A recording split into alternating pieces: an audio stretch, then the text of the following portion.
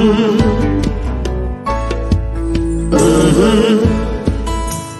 the game gets rough and this life just seems so tough, make we talk, my people, make we talk.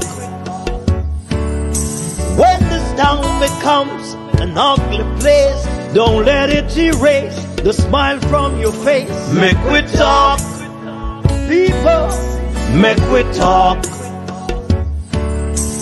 Conversation is the key, a guiding light for you and me. Spark a talk and you will see.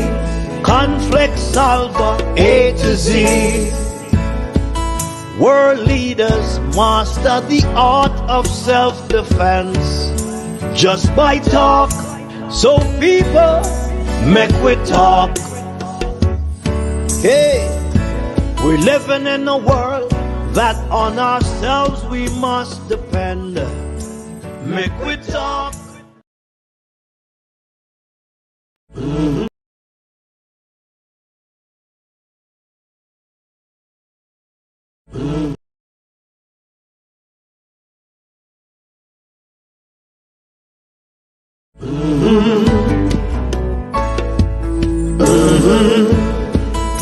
When the game gets rough and this life just seems so tough, make we talk, my people, make we talk. When this town becomes an ugly place, don't let it erase the smile from your face. Make we talk, people, make we talk. Conversation is the key, a guiding light for you and me. Spark a talk and you will see. Conflict solver A to Z. World leaders master the art of self-defense just by talk. So people, make we talk. Hey, we're living in a world that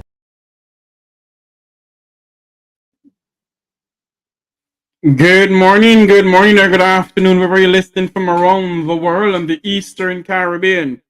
Welcome to a very special edition of the Make We Talk program. It's a beautiful, beautiful Thursday morning. In some parts of the world, it is raining, snowing,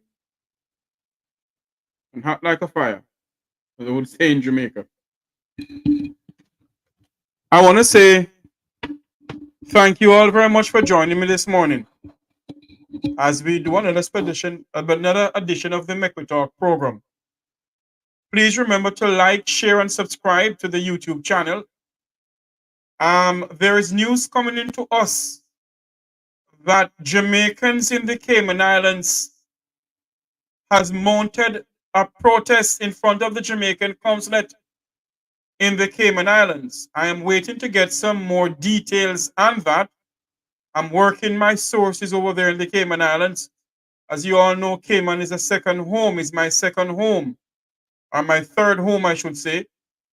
So we're working our sources over there to find out what's going on.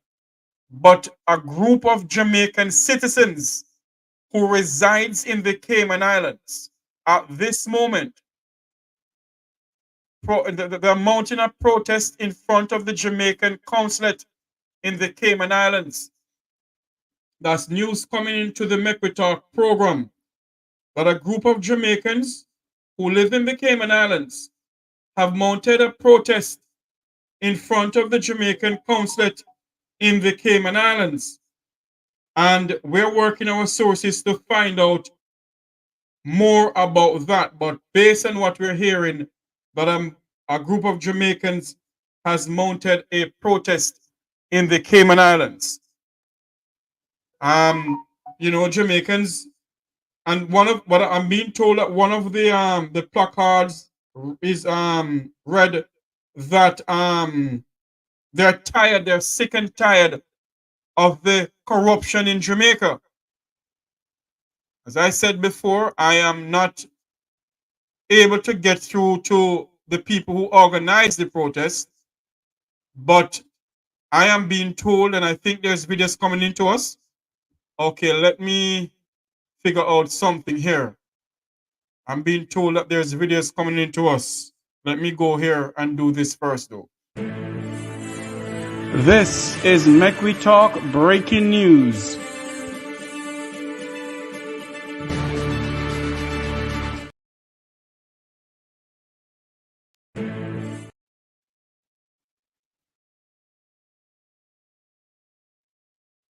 Okay, what's going on? This thing not working? Hold on. This is Make We Talk Breaking News.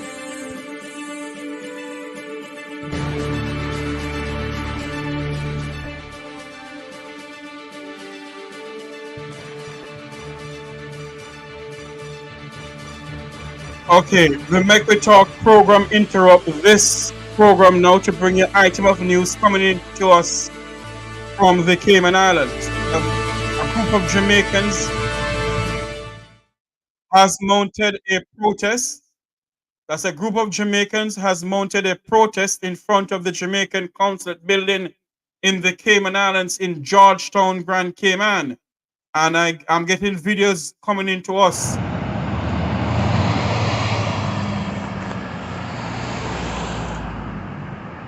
There you have it. We don't know what this protest is all about. But let us see here. A group of Jamaicans, or a few of them.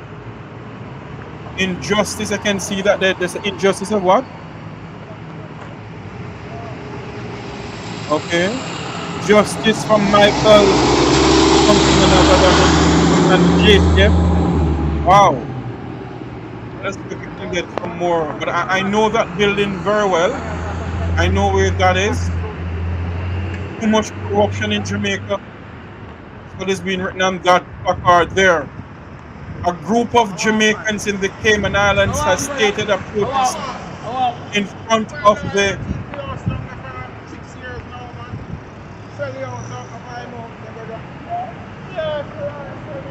lawyer TV house.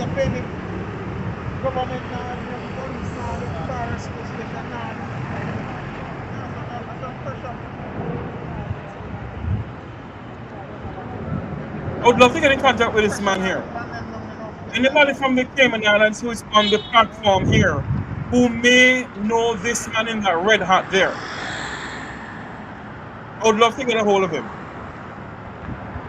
There it is. That's in front of the Jamaican Consulate building in the Cayman Islands. The gentleman is saying that somebody sell his house and his lawyer, whatever. We don't want to say anything that we don't know about too much, but there you have it.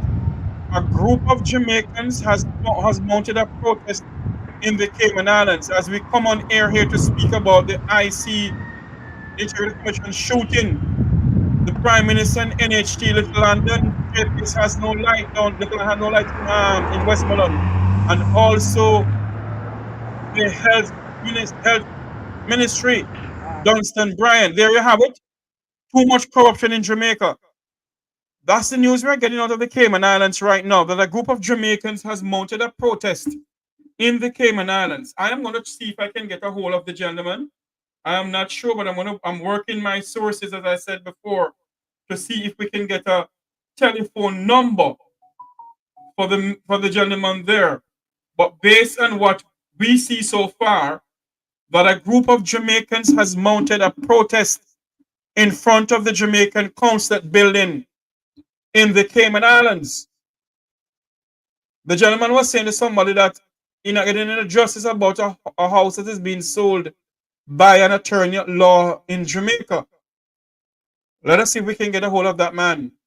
Wherever you're listening, watching from around the world and the Eastern Caribbean, it's the Make We Talk program with your host, Jeffrey Tavares. The views expressed on this program are not necessarily the views of the Make We Talk program, the management and staff, or the host of the program.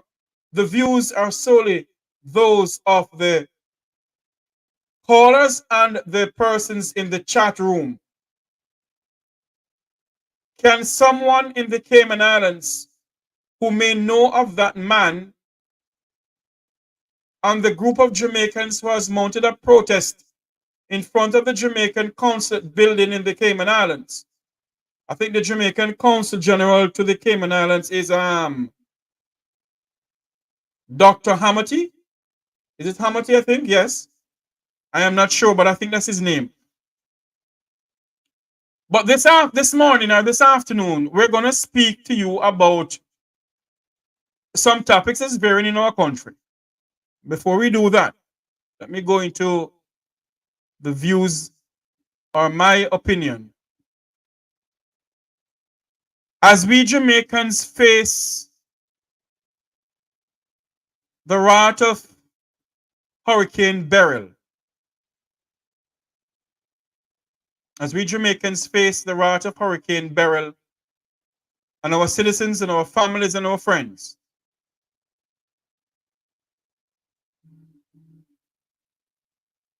let us be more confident. Oh Lord. Let us be more concerned, rather, about our family and our friends. And let us see what we can do to assist everyone through the length and breadth of our country, and indeed, more than anything else, the parishes of St. Elizabeth, Manchester, Hanover, and Westmoreland. My family is okay so far. They're okay. They're okay so far. I yet to call my grandmother and I need to speak to her. Grandma, if you're watching the program, good morning to you. Thank you for, well, let me say this. I want to say good morning to my entire family. My father's side of family, my mother's side of family. Good morning to my aunts and my uncles, my cousins, my nieces and my nephews. Good morning to, let me not call any name on here. Let me not call any name. But good morning to that gentleman there. He know himself. I want to say good morning, a special good morning to Ambassador Luma Samba, Ambassador Curtis Ward. And I want to say a good morning to Ambassador Andy Mashali over there in South Africa. A good afternoon or good evening to South Africa, Mozambique. A special good morning or good afternoon to Senator Gabriela Morris. Fine young lady who has decided to stand up for her fellow Jamaicans. As we start this program this afternoon, our people backs against the wall in our country, and our people are standing up for themselves from all walks of life. And I want to lift my hat to my many Jamaican family over there in the Cayman Islands who has decided to stand up. And although we may go through the wrath of Hurricane Beryl, the compassion and the love of the Jamaican people still exist. Because we rally around each other to assist each other. We rally around each other to lend a helping hand. And when you're down and out, we need a friend to lean on. And our people has come to the rescue of many of their other Jamaicans. And many of the business places in Jamaica has come to the assistance of their customers and many other Jamaicans. And I must lift my hat to them. And so this morning, as the Make We Talk program come on air with an exciting episode, and exciting topics to speak about what is going on in our country and indeed the rest of the Caribbean. I want to say good morning to the Premier of the Cayman Islands, Miss Julia O'Connell, and the delegation that led a delegation to Grenada with relief supply. Good morning to the Prime Minister of Grenada, Duncan Mitchell. I want to say good morning to a man who I look up to in the Caribbean, who I have the utmost respect for, who I love to hear when he speaks. None other than Dr. the Honorable Rolf Gonzalez. Good morning to you, Prime Minister. I see where when the Premier of the Cayman Islands came over to you and assist you with some supplies. And I want to say I lift my hat to you also, sir, and to the Premier of the Cayman Islands. I'm being told that the Cayman Islands delegation will be heading to Jamaica next to assist in so many ways that they can, because in case many of you don't know, Jamaica at one point was the head of Cayman. The governor of Jamaica was the governor of the Cayman Islands. So Cayman still remember the good days that they and the Jamaican people used to have a good rapport, and they still assist. And majority of Caymanians used to go to Treasure Beach in St. Elizabeth. So, you know, Cayman has a lot of roots in the St. Elizabeth area. And we're going to lift our hat to them for trying to go down there and assist our brothers and sisters in the St. Elizabeth area. The Prime Minister of Jamaica, the Most Honorable Andrew Michael Holness, in a speech given to the Parliament, the National Housing Trust is taking decisive action to support those hit by Hurricane Beryl. And the Prime Minister went on in his speech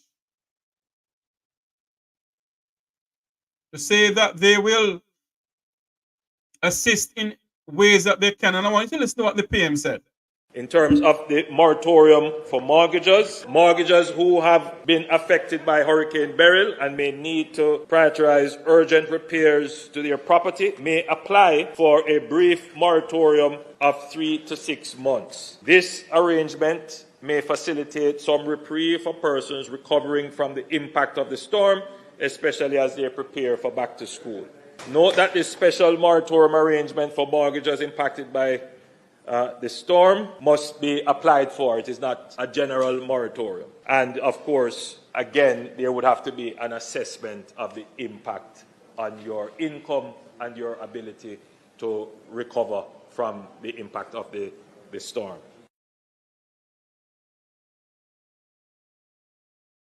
So tell me something now, Prime Minister. The question I want to ask you, Prime Minister, for those people who can't afford NHT, how are they going to help to fix back their houses? For Aunt Mattie, who live in St. Elizabeth, how are they going to really get back on board to fix their houses and so forth? Is there anything put in place? Is there anything put in place to assist the people who can't afford certain things, who can't afford to buy, let's say, a zinc nail? Prime Minister Holness, it's all good and dandy when you're going to have a moratorium and mortgages and so forth. But is there anything put in place to assist other people who can't afford a loan? The people who just work the minimum wage. Is there anything in place put for them, Prime Minister Holness, to help those people? Those are the people that we will fight for in this country. I am not saying that you shouldn't give mortgage moratorium and those who need it, you know. But what about other people, Prime Minister, who work the local chupan's halfpenny of $15,000 a week and their roof is gone like Sammy Mouth? What is the government doing for those people? Is there anything put in place for those people, Prime Minister? The people of Clarendon, the people of Manchester, the people of St. Elizabeth. Is there anything put in place for those people, Prime Minister Holness? Those are the people I'm worried about.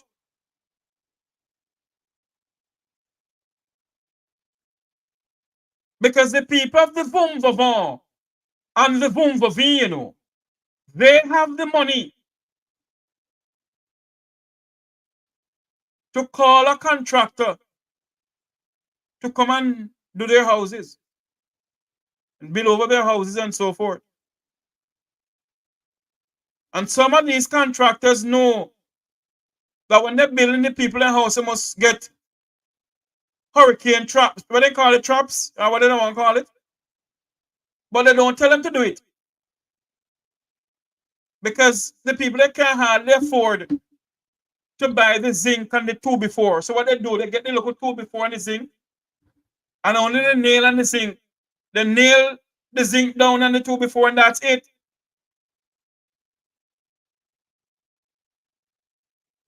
Our people can't afford certain things.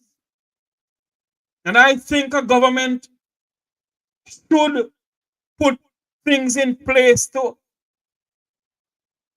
assist the people who can't afford certain things. It cannot be, Prime Minister Holness. As I said to you, sir, it's good when you can have a moratorium on mortgage and so forth. It's very good. I lift my hat for that. But what about those people, Prime Minister Holness, who can't afford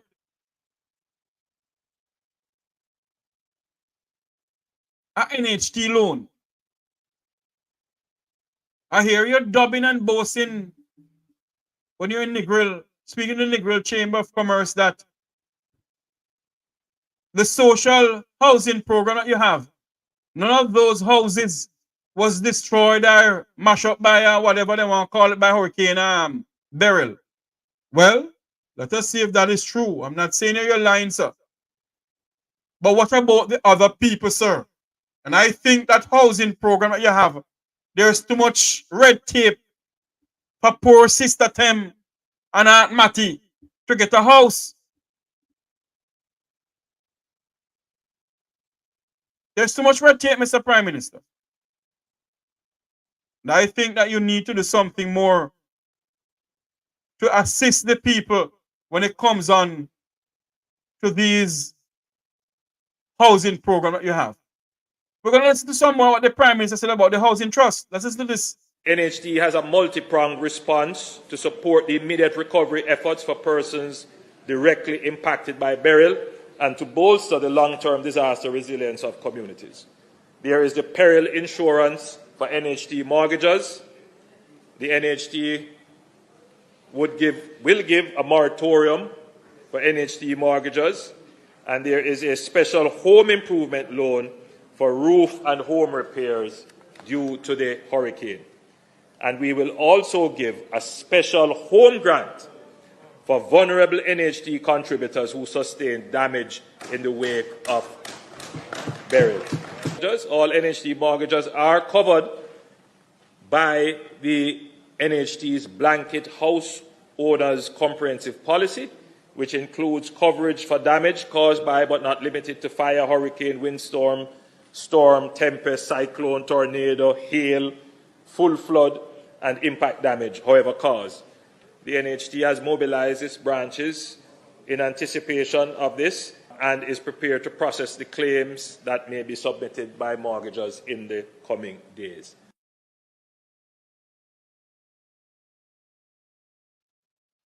That's all good and dandy, Prime Minister. And I still remain to ask the question, Prime Minister, what about the people who can't afford a sheet of zinc? I want to say good evening to London, England. Good evening to Wayne Global. Good afternoon to Jamaican Hot Topic. Good afternoon to Head Boy. Head Boy, give me a call now, man. I need to talk to you. Good afternoon to all the social media warriors and bloggers and all those who continue to fight for the poor class of Jamaicans. Let us not be weary. Let no one stop us from speak, because the hands of Almighty God is on all of us. And those who believe that they can stop us from speak, the God that we serve will continue to protect us because we are speaking for the poorer class of our people in our country and throughout the Caribbean. Prime Minister Holness, your government needs to put something in place to assist the poorer class of people who can't afford to put on back their roofs. Something has to put in place. The Prime Minister, in a speech to the Parliament of Jamaica, went on to say that Prime Minister Holness says it will cost the country $400 million to clear and repair Parochial roads damaged during the passing of Hurricane Beryl. The Prime Minister says the roads affected. The Prime Minister says roads affected in some of the parishes are St. Elizabeth, $100 million to fix that. Let us listen to what he said, because it's going to cost the country a lot of money according to what they're saying. $100 million to fix St. Elizabeth Road alone. Let me listen to what the Prime Minister has to say towards the whole entire road thing. Listen to this. While there was damage island-wide, the parochial roads in some parishes were severely affected by Hurricane Beryl. Some parishes were particularly affected. These parishes include Hanover, St. Elizabeth, Manchester, West Bullard, St. James, St. Catherine, and St. Andrew. And in St. Andrew, particularly East Rural and West Rural St. Andrew. The cost of restoring accessibility to all the communities connected through the road network is approximately $447 million. This estimate includes work being done in St. Elizabeth, which is estimated at $140 million. I can report that clearance along the parochial road network is now approximately 80% completed.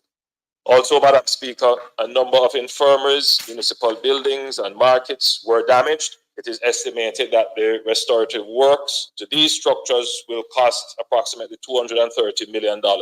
We have estimated for infirmaries $110 million, markets $100 million, and municipal buildings $20 million.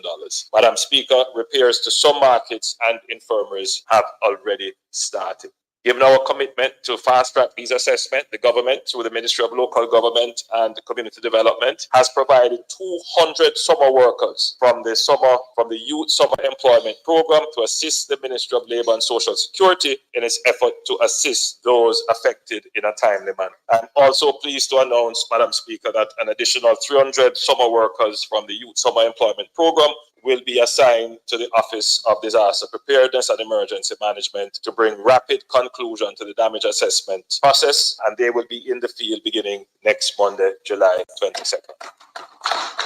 The Ministry of Local Government and Community Development, through the Office of Disaster Preparedness and Emergency Management, will be launching a program that will focus on resilient roofing, and this is through the promotion of the use of hurricane straps, and as well as not just the promotion, but it is the intention of that ministry to also distribute hurricane straps in particular communities.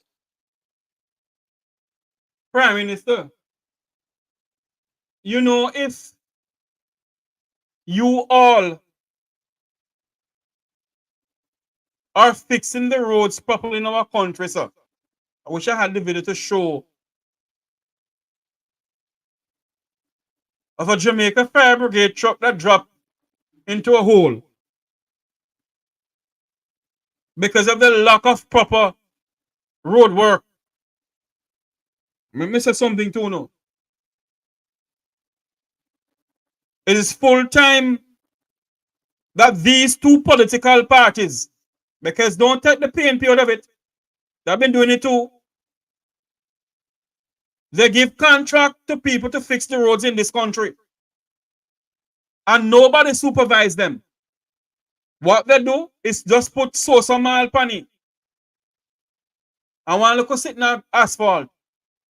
So when the rain come, the whole road gone again. More money for the contractor and for those who are collecting money from the contractor. And it's full time we, the Jamaican people, stand up and speak out against it. That is not how they fix roads in Jamaica. Back in the days when they have the public works department, my grandfather was a part of the public works department. And I remember the days of fixing the Salvamar Road from Salvamar to Green Jail, from Salvamar to Negril. They're fixing that road, that leg of road there. And what they do is to put the mall down and they put some gravel. Then they roll it. I don't give a damn if the PNP is not in power. The two political parties has done a lot of damage in this country. And when they're fixing the roads in this country, none of them make sure that the roads are fixed properly. Because who collecting money on a false pretense, collecting money on a false pretense?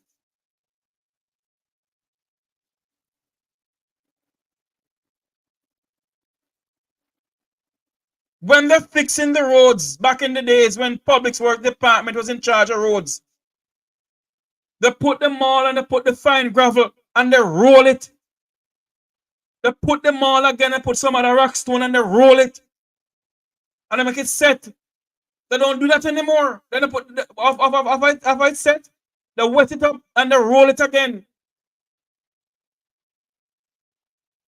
And then they put the asphalt on it. It is not being done that way. It is not being done that way.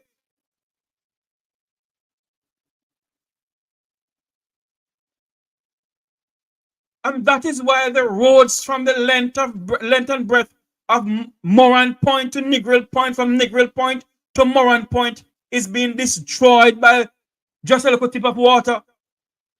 Because they are not fixing the roads properly. I wish I had videos to show back in the days when they were fixing the roads in this country. And don't come on this program and tell me that PNP is not in power. They're at fault too.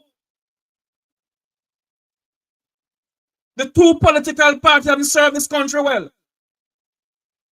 And I would don't like when I speak, you can get off of the platform. I don't care. Because I'm a member of the political party. I'm a Jamaican and Jamaica come first for me. They are not fixing the roads properly in this country. And that is why it's costing us much billions of dollars to fix the roads again. When Nigel Clark boasts about the source of carpet, the local rain come and touch it, the source of carpet gone, they wet up and mash up. Because they are not fixing the roads properly. They are giving contracts to their friends and cronies. And some of these people in the parliament, they have contract to fix road. In somebody else's name, but at the money. And they have party lengthy tractor, vehicle, and truck. Because for the money they spend, it's taxpayers' money spending in this country. And the people of Jamaica continue suffering under these two political parties. Who am vex this morning, vex? No better barrel, no better herring.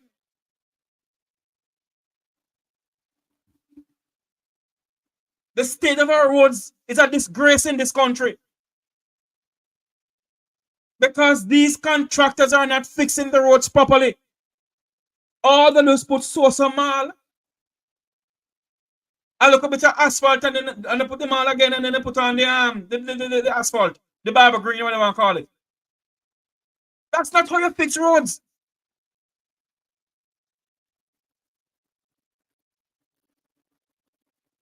Indeed, reggae girls. They are fixing it, they can go back and fix it again.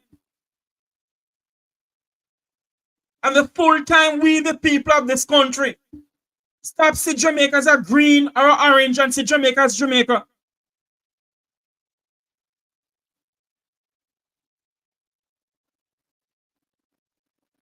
Look on the Norman Manley Boulevard. Huh? Was built by the Public Works Department back in the days. The Norman man, the Boulevard in Negril. Don't tell me we can't fix roads properly in this country. Everybody have to name a food. Everybody have to name a food in this country. And nobody give a damn about the poor people of this country. That is why we must stand up in this country and call a spade a spade. Prime Minister Michael Andrew Holness, the roads are not being fixed properly in this country, sir. And whatever contract you're using, you must stop using them. And Stephen Shaw, you need to go around and measure the amount of asphalt they're using on the roads. At the end of the day, it's costing the taxpayers of this country billions of dollars to fix roads in this country.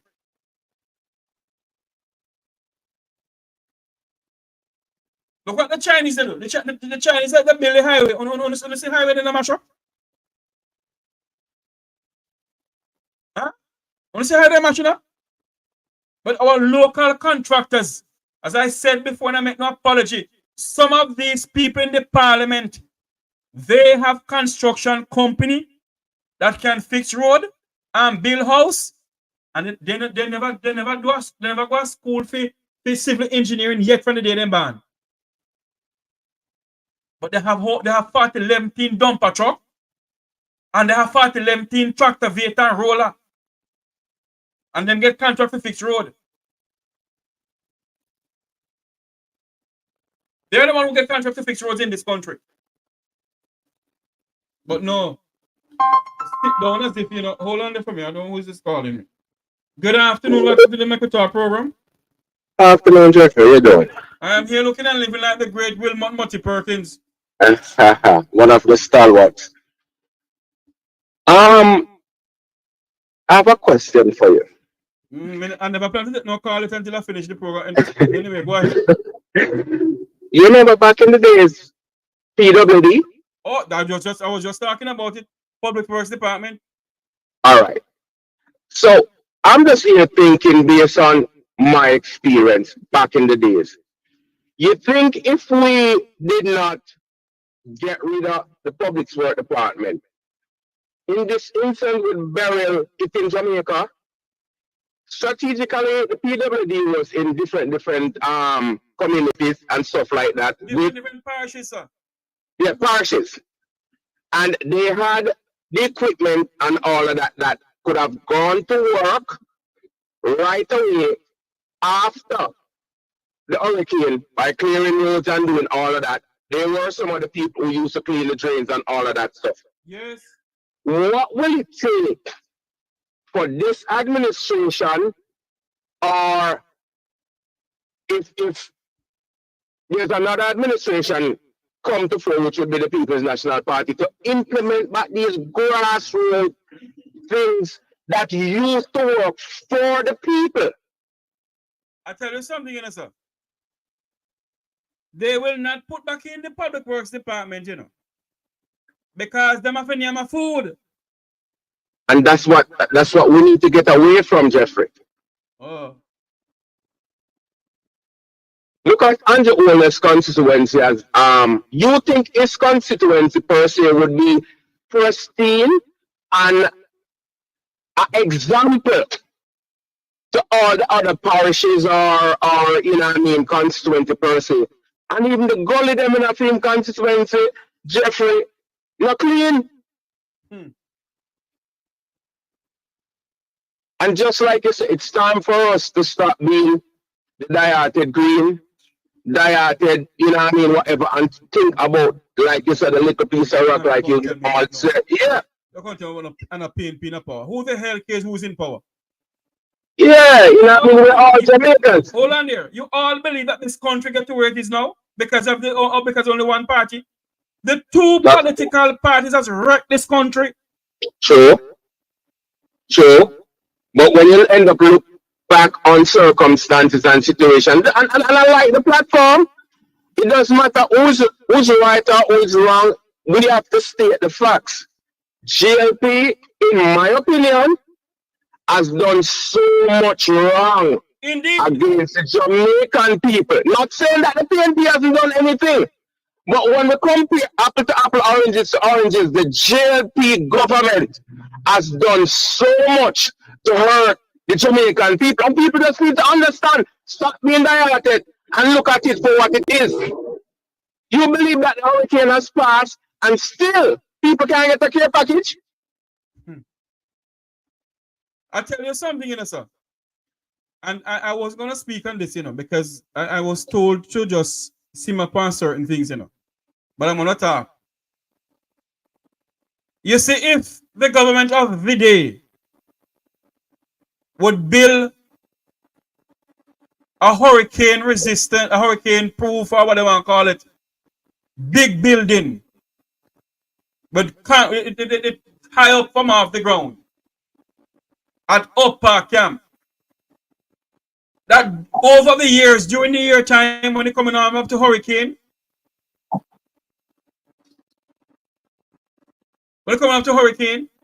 we stock that building with supplies. We build one in Montego Bay. There's an upper camp building or someplace in Montego Bay, I was told, I think. Yes. Build something there. That we don't have to depend on the Kingston to supply the entire Jamaica. It's same if we have the public works department, what the gentleman said. The public works department is in every parish in Jamaica. Public works department was in Savlamar. Supplied the entire Savlamar, the entire Westmoreland. It was in Hanover, in Lucy, supplied the entire Hanover.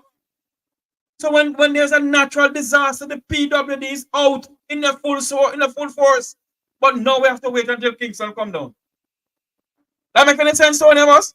That can't make sense, Jeffrey. And another thing that we need to speak on, we need to have competition in terms of JPS.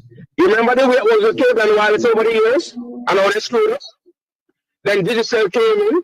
And there was another company. I don't know if they're still there, but we need to have somebody else on the island. JPS.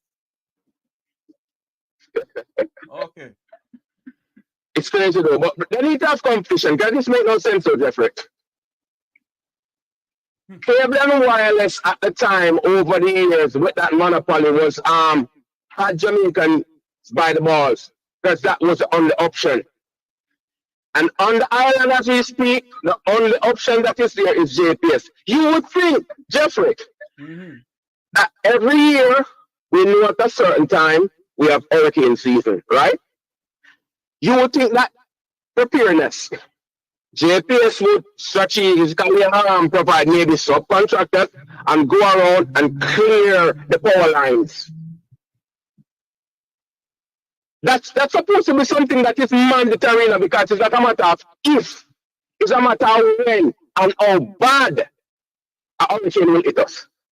You know, you know what really pissed me off and get me upset at times? Is to see that we, the Jamaican people, will never see beyond the color orange or the color green. When are we going to see this country, Jamaica for Jamaica? When we were born, we never born a member of the People's National Party, member of the Jamaica Labour Party. We were born Jamaicans. When are we going to see ourselves as Jamaicans? When? You believe that the people of America, well-thinking Americans, see themselves as members of the Democratic Party and Republican Party? They see themselves as Americans. First. America come first for them. And until we in our country see ourselves as Jamaicans, then the two political parties, I give a damn who's in power now, will take us for a bunch of idiots. It's so crazy. A few months ago when I was listening to you guys and hear the building that the government is paying for, how much millions of dollars, conflict of interest because it's a member of the administration that they rent the building from and it's unoccupied. Teachers can't get paid, teachers leave in Jews, hospital them crazy. And you think the Jamaican people not come together and have a demonstration in front of Jamaica House or in front of the Parliament or wherever pertaining to this? Nobody do not sit down the same way. But they expect a Wilfred Rattigan, a Herb Nelson Jr., and a Jeffrey Tavares and others, and a Wayne Lonesome to be the voice for them alone. You understand there? Yeah, they have to stand. Look at that little rain that fell like a week ago in Spanish Town. Nobody come out and talk about Spanish Town Hospital was flooded. Quietly, but that happened. I don't know if you're aware of that. I am aware of it. I'm just waiting. I'm waiting on some more information before I go and talk about it, because I don't love to jump and talk about things just like that, sir. You know what I'm saying? But Jeffrey, you guys just keep on as we say, go and burn the fire not. Something not forgive. Something not forgive. We don't know how, we don't know when. And one of the things Jamaicans need to stop, look at and stop saying, oh, we're so blessed. God's sparing Jamaica and all of that and all. No, they need to stop and understand and hold all the people who they have as representative accountable. So many times I see these people come out when things happen. Say, we don't see the MP how long, we don't see the council how long. But when time comes for vote, them coming on the community, how long run them out? It no matter who it is, which party. These MPs or people that we put in place does not realize it's a privilege to serve. No. You're chatting nonsense there now. You're talking the same thing now. But why I say talking nonsense now? Because the Jamaican people say, what, boss? Give me something, no, boss. Everything all right, boss. Emancipate your mind. And them still not have that thing going, because guess what? Them not realize and them in control, you know. When I sit them down, realize, boy, I tell you. Down and listen to the news yesterday and hear that the OUR has granted the JPS so much $1 billion to use, because what the JPS did, you know, was to charge the Jamaican people how much service charge over the years. So the JPS have that, and yet the JPS is a private owned company. So what's going on in this country? Who believes that JPS was charging service charge only under the Labour Party government alone?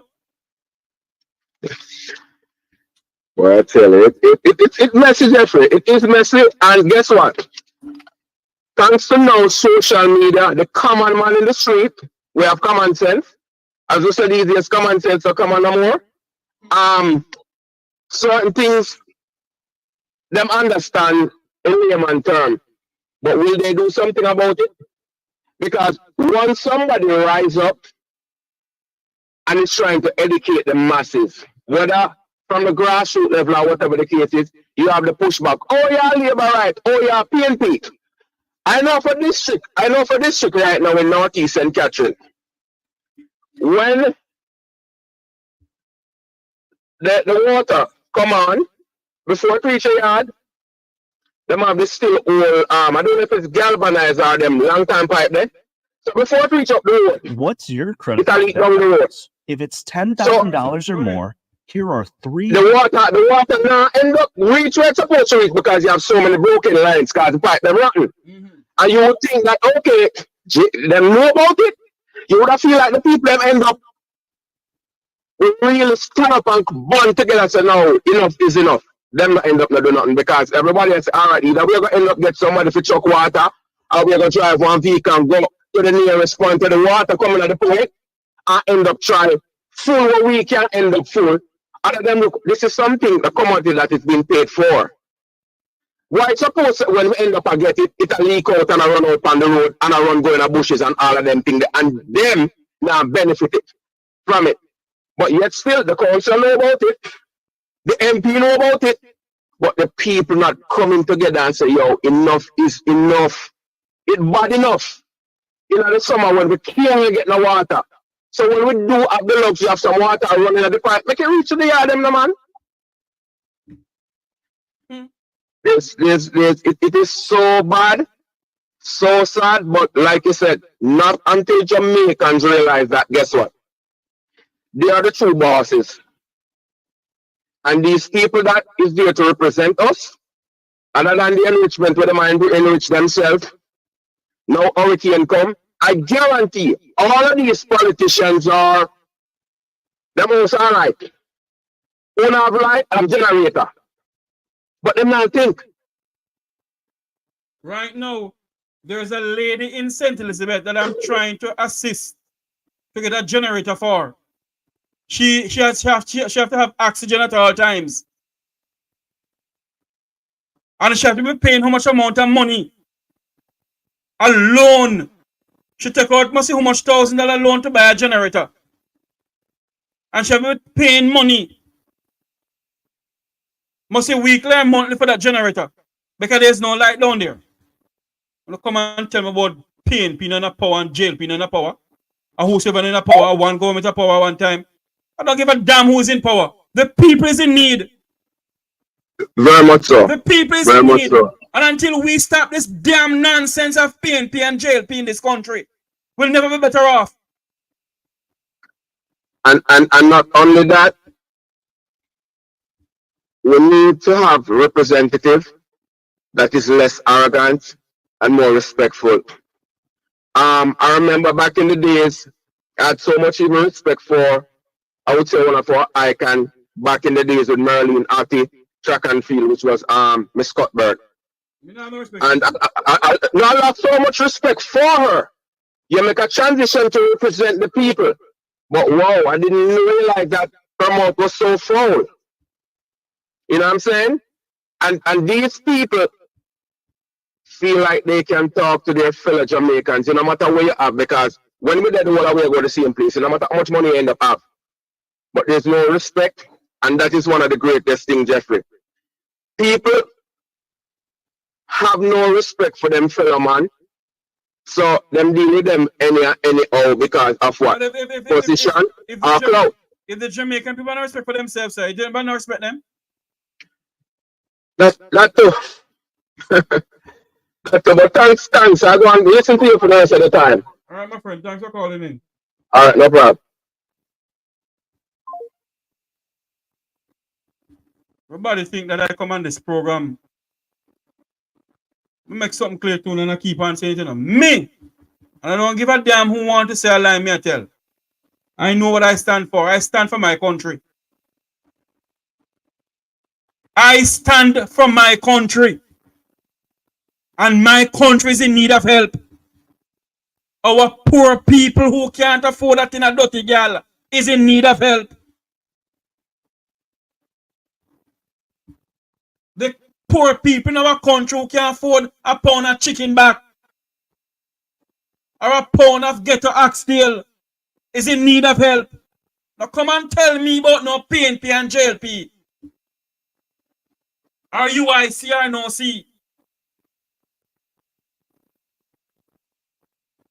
Good morning to the people of Rima, Jungle, Tivoli, Backbush, Waterhouse, Arnett Garden.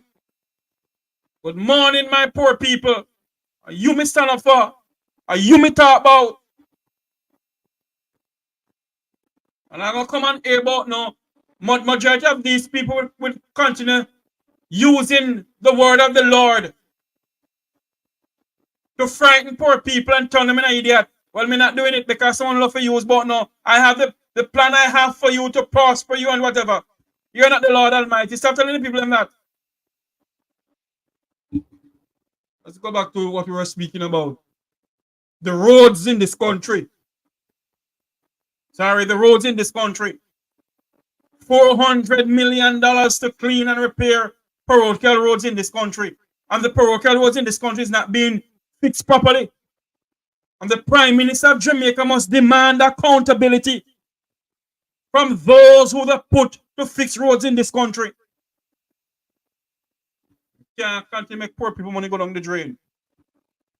Those are the things that I will speak about. come and tell me about no one government in power. The two of them. One is worse than the other, yes.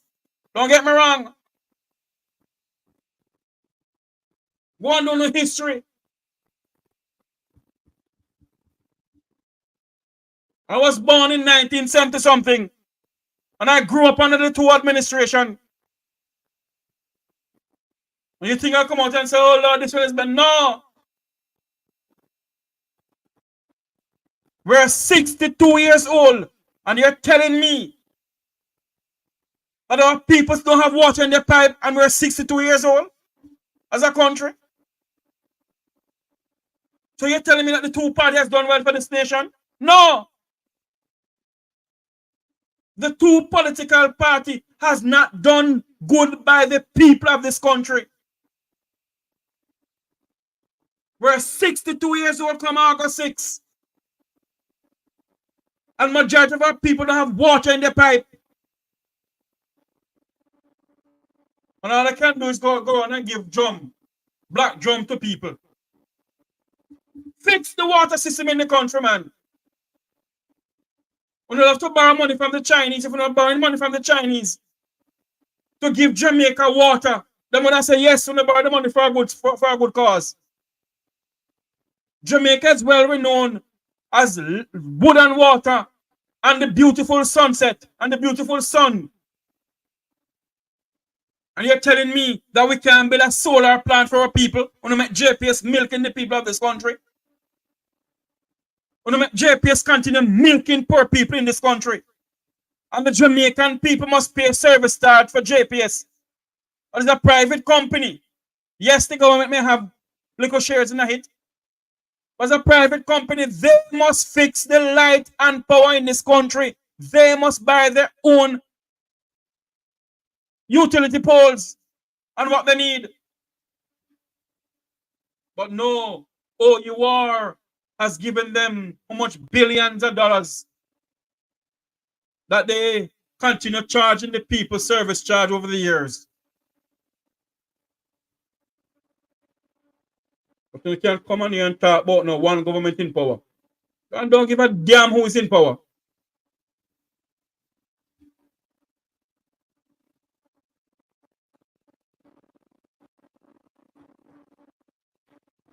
We must speak truth to power in this country. And until we stop this PNP and JLP stupidness in this country, we will never be a better nation. Rattigan not talking him blue in the face. Jamaica not come better because when I wake up. Rattigan, Wayne Lonesome, Jeffrey Tavares, Carlos, Wayne Global, Jamaican Hot Topic, Andre and Harvey. We don't chat to the blue in the face. If we, the people, do not stand up in this country will never be better off. Good afternoon. Welcome to the Mekotar program. I can't hear what you say, sir. I'm breathing on the phone. Good afternoon. How do you do? Me all right, man. China and this man, I'm mad. Call Bellevue. No, brother. Don't get mad. You have to look at the realities in life sometimes. We know we don't want that to happen, but if you look on the psychological part of it in Jamaica, it is very bad. You see, over the years of growing up, we put things in place for benefit us, but we, the people, do not utilize. Now we talk about water, we talk about light. We can talk about everything in place for better Jamaica. This is not no joke whatsoever. See, but the people that are running it. Hold on there. Hold on a minute. You're saying to me that everything has been put in place for a better Jamaica? Yes. In what way? But we have a public service company. We're supposed to regulate everything for we to better have a better public service. Who owns JPS? Who owns JPS? That's why it's a private entity. You're not supposed to have begged them to do it. But you were the one who come and say everything was put in place for a better Jamaica. Who owns JPS? Of course, I said put in place. That means they are there. Water Commission. Them have make the pipe, them have build a more new dam, what them do? Besides, them have the money. Everything is there in place, but they are not using what they have. National Housing Trust need to make house, whatever the money I do. I pay debt. These are things that we are talking about. What we put in place are not benefiting the country. It's not doing what the country put it there to do. But everything in place. It needs better organization, the operation from all levels. And the people them sit down and then afraid to demonstrate. These are things that we're supposed to demonstrate for. No man, but if one gunman gets shot for Spanish Town Road, the whole road black and tired about. Yes, you have to understand the cycle there again. Because the gunman see the community and make them safe. So them go to him. If you go to the police station, well, let us complain the gunman here. But you go to the government and let us complain, nobody not here. Him act. And when you talk these things, people say, boy, you back the gunman. You're not backing the gunman. We are not. This is what you left us to do. We pay taxes for you to regulate everything for us. What you do, you left us to go to other system. Forget our benefit and rights. You're telling me that over the years, the two political parties never think to build a solar plant for this country? Or get more people, ask the diaspora to invest into a power plant in Jamaica. Ask the Jamaicans in the diaspora to invest into a power plant into Jamaica. No, never do that. On a sell here Jamaica. You know what they said? On sell here Jamaica for nothing. On sell JPS to one company name, whatever in from Texas. The man was bankrupt in the United States when they come and buy JPS for nothing from a certain prime minister who was involved in a certain party. I don't call no name because if I call name, people vex with you. He sell JPS for nothing. And when the man done with JPS, he couldn't pay back the American government for the debt when he owed. And now the man own a power plant somewhere in Texas. I'm not come tell me about this country here. My friend have an next call coming in. Thank you for calling in. Good afternoon. Welcome to the Make We Talk program. Mr. Jeffrey, how are you doing? I am here looking and living, sir. How can I help you? I'm just calling to basically comment on the topic that you're basically, that topic of water and road. You see, Azan Richard, that is what caused Azan the election, the last time you lose general election. I was in Jamaica basically, and I have charity there, so I organize and I get some of the water commission guys, the retirees and people like that, to see if they could assist in running some pipes from the pump house, which is basically from Silent Hill, Christiana Silent Hill. And there you have the two main pump houses one within 3 miles and one within 4.5 miles. And Silent Hill have been out of water for over 30 odd years. Hold on for me, sir. Hold on there. Yes, sir, Christiana. And Christiana was who was a member of Parliament for Christiana at that time? No, that's Shaw, but it is I use Christiana because that's the closest town to Silent Hill. Oh, okay. But it is basically Silent Hill, Moravia. And who right? Which was a member of Parliament for that area? Well, Hazan was until he lose. Okay, so before Hazan, who it was? It was always Hazan. It never. The only time when Hazan lose election was he didn't really lose over there, but that he lose the election in that time. But it's always PNP, as far as I know. Hold on there. It is always PNP, and for 30 live long years, that coming to have no water. And guess what? What shocked me, Jeffrey? Hold on, man. For 30 live long years, That country have no water, and the people are still voting for the same somebody. They shouldn't have no Yes. Yes, and then I was there and I arranged it. And you know, when I asked for assistance from Azan and his counselor or whatsoever, they're running me around like a wild goose. Yeah, man. And all I wanted them to do was just to assist with the pipes. Just the pipes. I organized with the water commission. I organized with every single person. And I'm telling you, I'm talking about 4 miles maximum. And you have the two. You are telling me that me not have a basic thing as water in my pipe. And every hold on for me. And every 5 years, you put the X beside the head of the bell. Who fool? Hey. Who is the biggest fool? You see, that's my thing, you know, and that's why I try to help my community, but that is why I backed out, because this is what is really shocking to me. No road, no water, but they keep on voting for these people and putting these people in power, and it is a shame. I go out of my way to see if I can assist my community in every way, and I went to these people, and I didn't ask them to. I have it arranged. And all they had to do was just access me some pipe, and they could not, and they refused to. And the water is in walking distance. The 2 main pumpers that supply Starlings, Christiana, Mandeville, the whole surrounding there. The water pump, the water houses, are within 2 miles away from somewhere have no water at all. And when election call, you know, everybody start get water. No, I mean, like, he have no respect. They have no respect for people. There is no, I mean, PNP jails, I don't care who they are.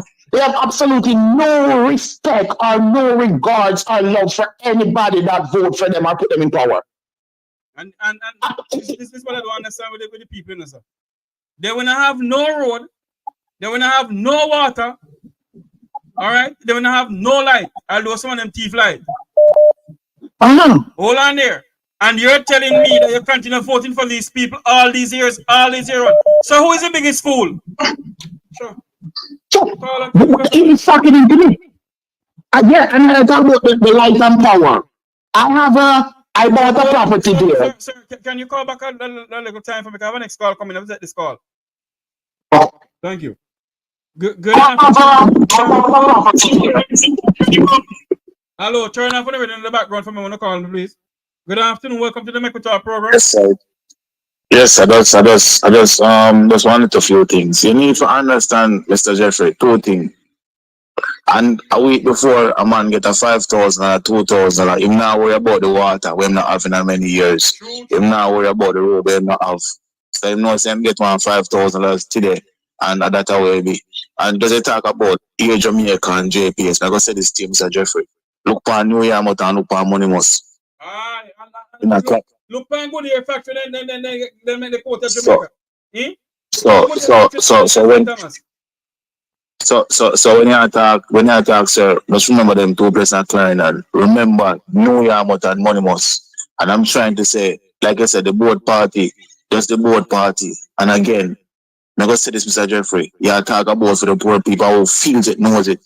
When a man come talk, some of the time because him not in the situation. Thank you. Him not in the situation. So him can't talk for a man like me who in the situation. Caller, don't go nowhere. Hold on for me, caller. I'm going nowhere. You listen to me, I know me may talk. Me no reason. I have other things to do, but me no reason right now. Let me make something clear on this program that they call Make We Talk with Jeffrey Tavares. I know what it's like to go to my bed hungry. You hear Wilfred talk. That he used to nyam. That him eat nyam dumpling with butter. I know what it's like to have my Christmas dinner. A tin of dirty girl and a hard dough bread. I know what it's like to have a home, have a roof over my head. So no come tell me that this country of ours, we must speak because we don't know where I go through. Me know what it's like, and I know what people is going to see in this country. Because some of them here, because some of them won't come, so them are gonna say this and them are gonna say that. They don't know it like them don't know. All right, not for them, you know. Them never go in yet, or maybe them son or daughter say, "Daddy, me hungry." Them not think about September. They never think about September. When me go find one shoes, make my daughter and my son go back to school September. And I go say this to you, sir. Me said this to you some week ago. And I go say it again. For them, we are coming and talk. Look, we have over 5,000 people left school in a month, yeah. How much of them have a job tomorrow, man? How much of them have a job? Me no afraid to talk. Me say me have a friend. My friend, I go through so much. I have 3 kids and go to Mr. Peril Charles. Me can't believe. Me can't call his name. Which one is the Peril Charles? The junior or the senior? The senior. And when he go to the man said, "We can't get a farm work, something for the lady." And lady said, when he got the office, I said the man want. Hi, be careful, please do. Do master, be careful. Me no want them consume, me can make money to pay the Charles them. And that, whatever I said, it wasn't your mouth, it come out of. It come out of my mouth. You understand me? And I'm just saying, they are there to help the people them. I'm there to help the people them. And I'm gonna come talk about them set up Jamaica for this and Jamaica for what? Just for themselves, brother. How feels it, knows it. Enough man know how hungry feel, just like you said, Mr. Jeffrey, you know about Tin Mac, you know about enough how we know about it. And them not understand, say them are turning people against them. They not understand that. But some of them are going to talk about with their kid. I want to talk about, oh, you defend the P, you defend the PMP, or you defend. We're not, it's about the country. Like we're looking at ourselves now, in a couple of months, we're going to be 40. You understand me? And that's the reason why I never put me ex nowhere. Because me not see no better. Me not see the better. Let me ask you something, Carl. If you don't have a base thing as water, you can give to your people, and for 30 live long years, you continue voting in one party, and I know you can't get no water. They should have told you that because the biggest idiot and jackass known. But I'm going to tell you this, Mr. Jeffrey, because 3 weeks before, then come around 2,000, 3,000 and promise them it. And every 4 years, they just get a promise. They get a promise, yeah, you're going to get it. Yes, you're going to get it. But when you get the 5,000, you jump on the bus and you're gone because you only got $5,000. And at the same thing over and over. And them can't see, them can't feel them high and see it. And when you come now and you talk, and your people make you look like say you bad mind, are you bad mind, are you envy? None of them. The truth is the truth. You have to call a spade a spade. You have to call a spade a spade. Because two of them not in the situation, I'm going to say this in a man. This is not what I want for my little country. You know. Look, we'll see exactly what I go on down Kenya. Maybe I'm going to say it again, you know. I'll say it again, you know. When enough is enough and people can't take it no more, you know. When enough is enough and people can't take it no more, people are going to rebel. People is going to rebel. So when some people come talk about this and that, come on, man, how feels it, know it. You know what hungry people out there. You know people they are hungry this morning. I don't have a slice of bread to eat much less 2 crackers. Much less 2 crackers. Back in the days, you couldn't afford to buy 1 pound of cornmeal and make some cornmeal porridge with a hard dough and condensed milk. How much cornmeal porridge? How much cornmeal now and plus condensed milk? $500. Okay. Can't do everything right there, so. Many I'm going to say this deal. Can afford that? Can't find it. Mr. Jeffrey, I'm going to say this deal. If this young man never carry him mother Ghana, doctor, would I make a talk to him in person? This young man have a much subject. I know you look at me and tell me, say, you better have a gun. You know, live better. Hold on. Hold on a minute. Is this my friend from Portmore? Yes, man. Oh, Jesus. I'm glad you called me, you know, because I never save your number. Yes, man. I have been worried how I'm not getting in contact with you. Call me off. I mean, call yesterday, man, but me figure like say you never pick up the voice. And that young man said to me, hello, I tell you that young man said to me, he better him have a gun. Is either police that kill him or in jail, but he never live better off. Because I see that young man do so much interview. Jesus Christ, man. And still now work to the day. And yet, Yet status is going to say, So, yet status is going to tell you to make people that unemployment gone down. look, man. Say they're going in the country. Look, man. Look. Let me say again, yeah, I will feels it, knows it. I'm going to tell a man that I will feels it, knows it. Because through, you know, in the situation, you can't talk about the situation. Because if a man come and attack, if you know, in it, he can't know. They can't tell a man that. He can't know. You understand me? I say, and these, what make you find, what make you feel like have some prostitution, some scam and thief and robber? People can't get work. And everybody can be hungry. And people are going to make it look like all is well. Still make it look like all is well. And I can't talk about independent. Which part are we? Order in council. We're never independent. They place him in England and they laugh about pretty council, city council, whatever you call it. Is the order in council give the Queen of England the day to give Jamaica some so-called constitution? I keep on telling them I don't care who I'm Bex. Jamaica has two heroes. They're independent for Jamaica, according to them. We wasn't independent. Now we have two, now we have a party who formulate a constitution for do what? Look, you just can't. And it, again, like me say, these people just, me don't know. We have to open up and realize, not because you may can find it. And it's the hurtfulest thing about it, no, Mr. Jeffrey. The hurtfulest thing about it, you know. They all talk about the job is out there. Which part today? We don't want them to come for a program and come tell we. They not come for my program. Like a man like myself and tell me so I can go tomorrow morning.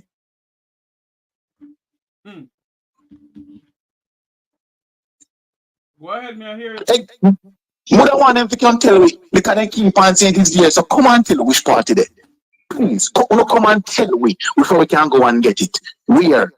So we can stop make a fool of ourselves. Because I can't look like we make a fool of ourselves. Over the past years, we are the bright ones.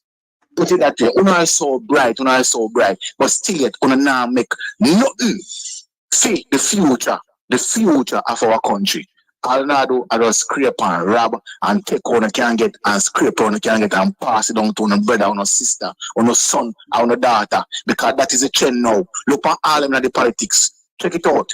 All of them, they make sure involve their son and their daughter into it. So when them step down, their son and their daughter get that rain.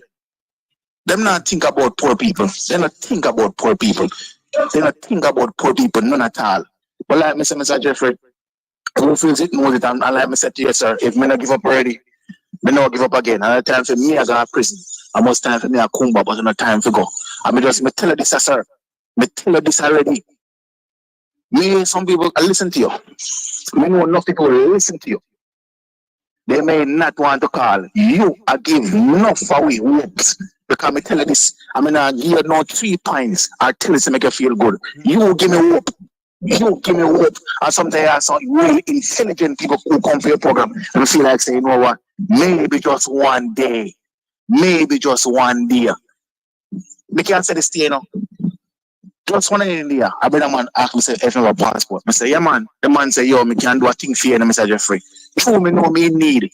You see when the man call me, you know the man will tell me say, you want me swallow something for you, man, carry. Go to where the place him I gotta tell you to be exactly where the place Curacao. A man just come take me out of the line and I said thing, I'm look on him, I say, yeah man, when he tell me the money, I say, yeah man. But when I go back and look, I say, remember say me have 3 pitney.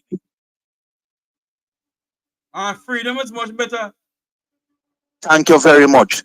So what me I try to say to you, Mr. Jeffrey, how many of us would have walked away because we need. Me sorry for me look a young Jamaican girl, Mr. Jeffrey. Who walk out in need of stuff I've got turned to backward, I got start full now, Jeffrey, in a Port Moria.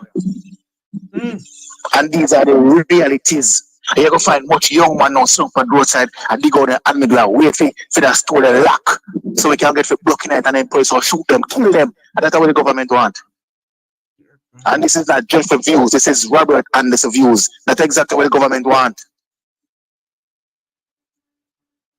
See the young man can go tear down the people in place and police kill them.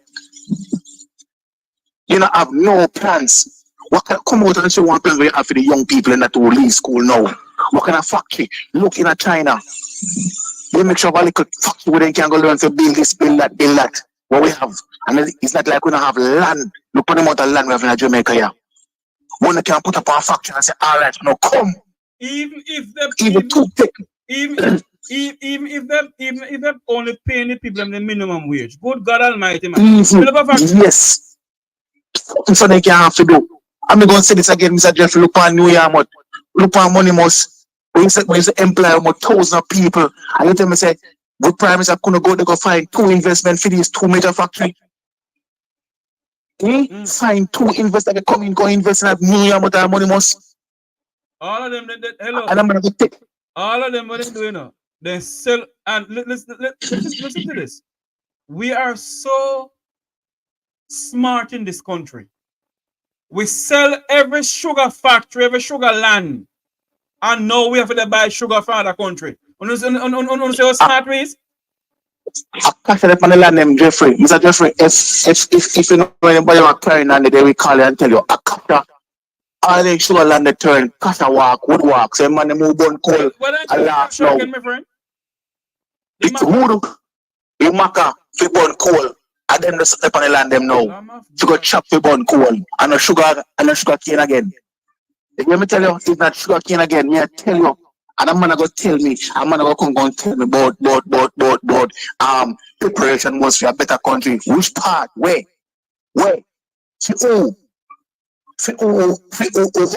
Number one, we don't have no justice system as well.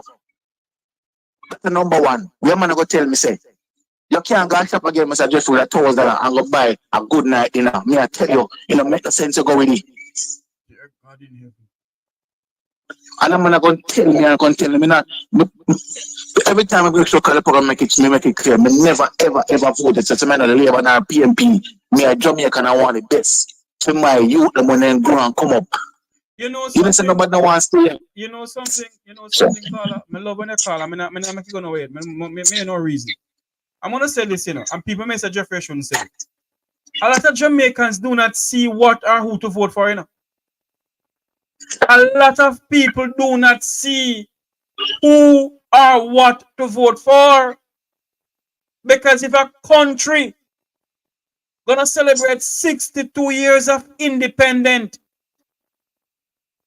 and the country people can't have a thing as running water in their pipe, something is fundamentally wrong somewhere. How on earth can we be well renowned around the world of the land of wood and water, and our people have a thing as water in their pipe? All of the Jamaicans do not see what or who to vote for. Go ahead, Carl. I ask this question every single day. I ask this question. Oh, these leaders sleeping in them bed. Oh, how them really feel when they go home and them hear the cry of the people them need the necessary things them. How them feel. And that's why yesterday I said to you, I hope Mr. Golden and his team are listening. But just like the caller said, Mr. Golden still not come out and try to say, you know what, this is where we are going to put the country. We still not hear nothing will convince me. So me can't say, all right, you know what, we're going to give this man my ex, I'll give him a try. We still not hear that cutting edge. And that's why I tell a man, I respect this lady. And I never vote for him. I respect Miss Simpson Miller. Because him now sit down and take the foolishness. You understand me? I will never vote for that lady. And I'm trying to say to you, Mr. Jeffrey, I've been hopes and I give people hopes to my friend, Mr. Enyo, never. God, when I make a talk to him, when me say, you better, when you listen to this program here, and he make him point at you and I say, yo, this man will give you hopes because sometimes you have some guests on your program, Mr. Jeffrey. Yes. Just by talking, it make it feel like hopes. say yes, at least somebody out there really mean Jamaica good and want the best for we. I tell them, Mr. Jeffrey, me not look nothing because begging people are the worst thing for me to do. Because me not like you know, me like to work, me tired of getting go to interview. Me tired like no one can't get a call back. Me tired of doing me go here, oh, you're the right person we're looking for. We will give you a call. Mr. Jeffrey, a year, how long now me no work as something year and year. I like say me want to sit down and I'm gonna come talk, but I told them no feel it. September come, the Mr. Worry. September come, Mr. Worry already. I want to reach August yet, and I'm gonna come make you look like say, boy, you're all the way in Jamaica. All is not well. It rough and it wicked, and you're gonna find more gunman, more thief, and more robber.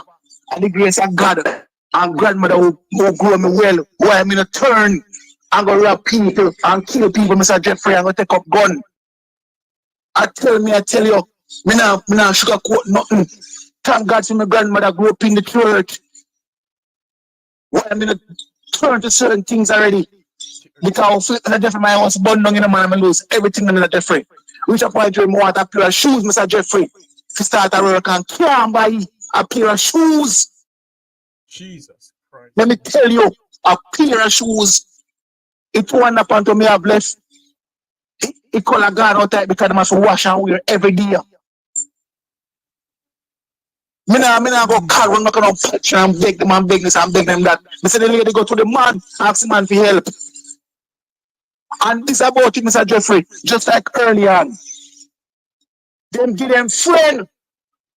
And them friend them look out for. Them look out for people who we need. And a full time for them start review this farmer thing, Mr. Jeffrey, this program thing, and look who I get it. Because who they get to get it, and then friend them who know you need, who just want to go enjoy one plane ride. And people we need it, can't get it.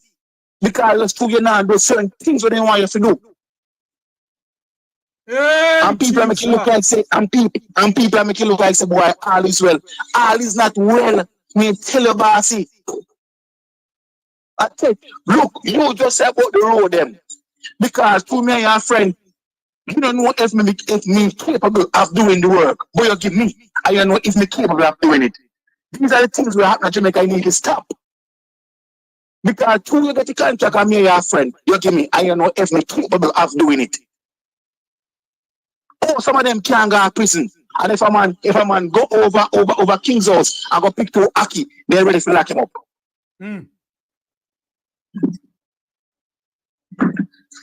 But still, you get things to get people and people are selling. You get generators to get people and people are selling. And you get them for you. And all that I go do is sweep on the carpet. I'm gonna come talk about all as well. Because Mr. Jeffrey, because them can't find it. What about the little man who can't find it? What about that? When we go to one minister come out and say, you know what, I've give 40 young men a job, and not just for 1 week, but them have a stable job. But they can get up every month and every day and go work. Not about 1 day. Because that's what them do all the while, Mr. Jeffrey. 1 day work and they say, oh, you know what? Oh, there's so many jobs, and there's a 1 day. 1 day. Jesus Christ. And I'm gonna come talk about better. Which party day? Where? With them are people who in can't be better. And me tell Mr. Jeffrey, my last right here, sir. We don't want it. Me now call it down. When me see riot come, me see rebellion come. Because people fed up. And people can't take it no more. And if I fling the stone at the apple, who get a lick, Mr. Jeffrey is going to ball out. And the man who shit at bush, Mr. Jeffrey, I remember, I would check it. You know what you feel say you go home and no food in your house and you go pass 3 or 4 supermarket. You go pass them. I know so when you go no food in your house. And you talk about crime. Come on now. How it going to stop? When a man can't be hungry. Because if a man come to take me, look, Mr. Jeffrey, he take you and kill me, you know. Because you know what, I go back and say, at time do it, you know. So how crime going to stop? How it going to stop? When people are hungry. Oh God Almighty. Caller. Man, look. Hold on there for me. You never tell me to do this. You never tell me to do this. And I'm going to do something here. I don't like to beg on this platform. But if there's anybody on this platform who wishes to help this young man, anybody at all, he said it a while ago that he didn't have a pair of shoes to do an interview. He said he didn't have money to buy food for his kids. He said that he only have 2 underwear. My God Almighty, look down from heaven upon us. Mr. Jeffrey, If there's anybody on this platform, hold on for me, sir. If there's anybody on this platform who wishes to help him, you know my number. You can call me privately and I'll give them his number for you to call him and they can do something for him. Or you can sell it. You can send whatever you have to my Zelle and I will give it to him. You have 2 options. Please, anyone on this platform who wishes to help this young man,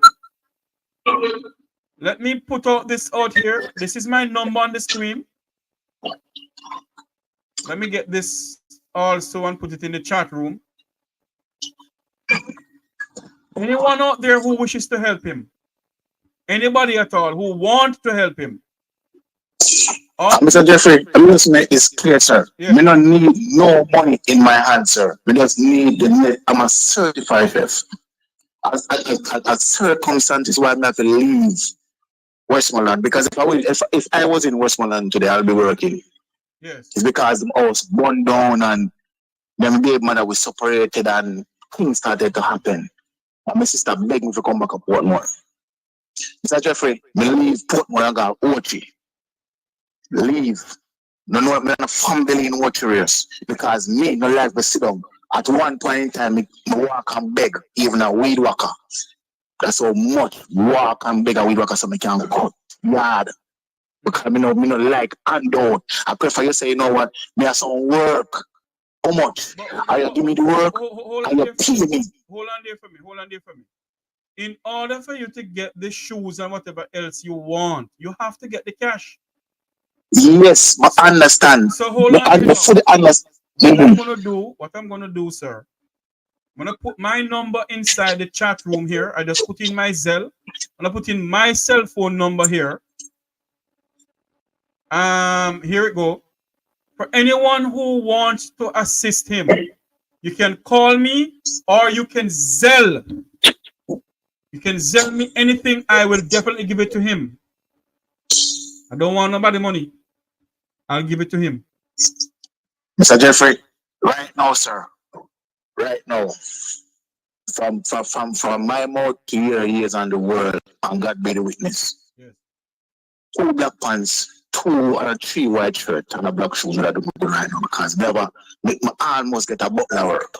Almost. Let me ask a question.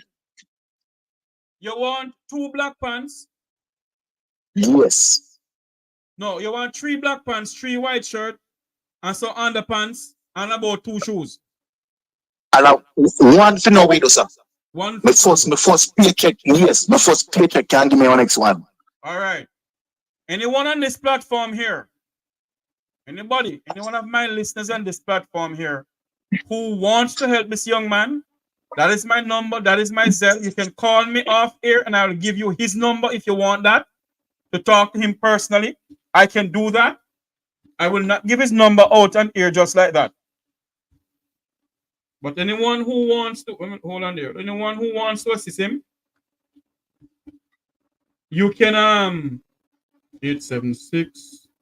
You can call me, or you can give to the Zelle that is there, and he will get it. You hear what he said he wants? He wants 3 black pants, 3 black shirt, some underpants, some socks, and a pair of shoes. He just wants to work. You don't want to beg nobody nothing. That's what he needs. What size pants you wear? What size shoes you wear, sir? 34 in a pants, 11 in a shoe, sir. 34 in Shirt large. 11 in 11 what 11 shoes. Shoes. 11 in shoes. Okay. Yeah, and large in shirt. And like me say, if you don't mind, like how can me say, it's a butler. A butler me going as say me can get a 2 long sleeve and 1 short sleeve shirt.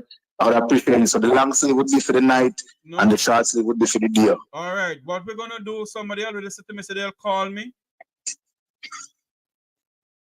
Jeffrey, tell him to call me. Okay, Christopher, I'll do that. I'll give him your number, Christopher. All right, Chris, I'll do that. A good friend of mine, Christopher, so I must give you his number. As soon as the program is finished, my good friend from Portmore. Yes, sir. You call me back. Okay, no problem, sir. I have to do something for you. When you see young people who wants to work, when you see a young man who wants to work, he tell you, he could have taken up the gun. He decide not to. Because he have his daughters. His 3 daughters you have? 2 daughters, 1 daughter and a son, and 2 sons, sir. 2 daughters, then how them? No, 1 daughter. 1 daughter and a son. Like me say, Mr. Jeffrey, that's the grace of God. Like me say to you, say, I think that the grace of God is the only thing we can say. And me just say there's a purpose in my life. So me just trust and believe in God. It's just the grace of God, because at the end of the day, you know, say, no one. Oh, your daughter survive with clothes and your son survive with clothes and so. All right. Yeah, what happened, Mr. When they come on, Mr. Jeffrey, I have an auntie that I live in Canada. She will send them things that fit farm to them. Okay. When we focus on, I just school fee me focus on mostly. Okay. You understand me? I said, I get a look at work here and then.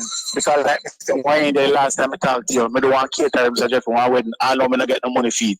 But I just left them people to God. Well, let me tell you something now. You see, anytime, because you do catering, anytime you're doing the catering, you max out how much you know cost, and you collect half of the money. You hear me? So yes, man. Like me say, me learn money. It's not the first time, Mr. Jeffrey. Me do all a fish fry, because like me tell you say, because we need look at this. Anything I go do, me do it to the best of my ability. So anything me do, people will come and people will recommend me, because alright. I go be a this August. Me get 2 weddings for August already. Me get 2 weddings for August for do. Because like me tell you, me not. You hold on and now for me. Mm-hmm. You yes, make sure you max out those 2 weddings and collect half of the money. Mm-hmm. Yes, man. That's what I learned from the mistake, man. Money. We learn from the mistake. We learn from the mistake. We learn from the mistake. We learn from it. We try to learn from it. Mm-hmm. Coming, sir, I tell you, say, it come across my way. Like enough young man, I'm going to walk away from it. Because when the man say, I want me to swallow the weed, the carry, and when he tell me the money I get, me say, yes. The only thing you don't swallow is some water, some nice beverage, and sugar, yes, water, and some ginger, and some oxtail, or whatever. No swallow nothing more. And again, because Mr. Jeffrey, that the thought is just because need and want. It was need and want and the devil. Need and want and the devil. And some people come talk about everything.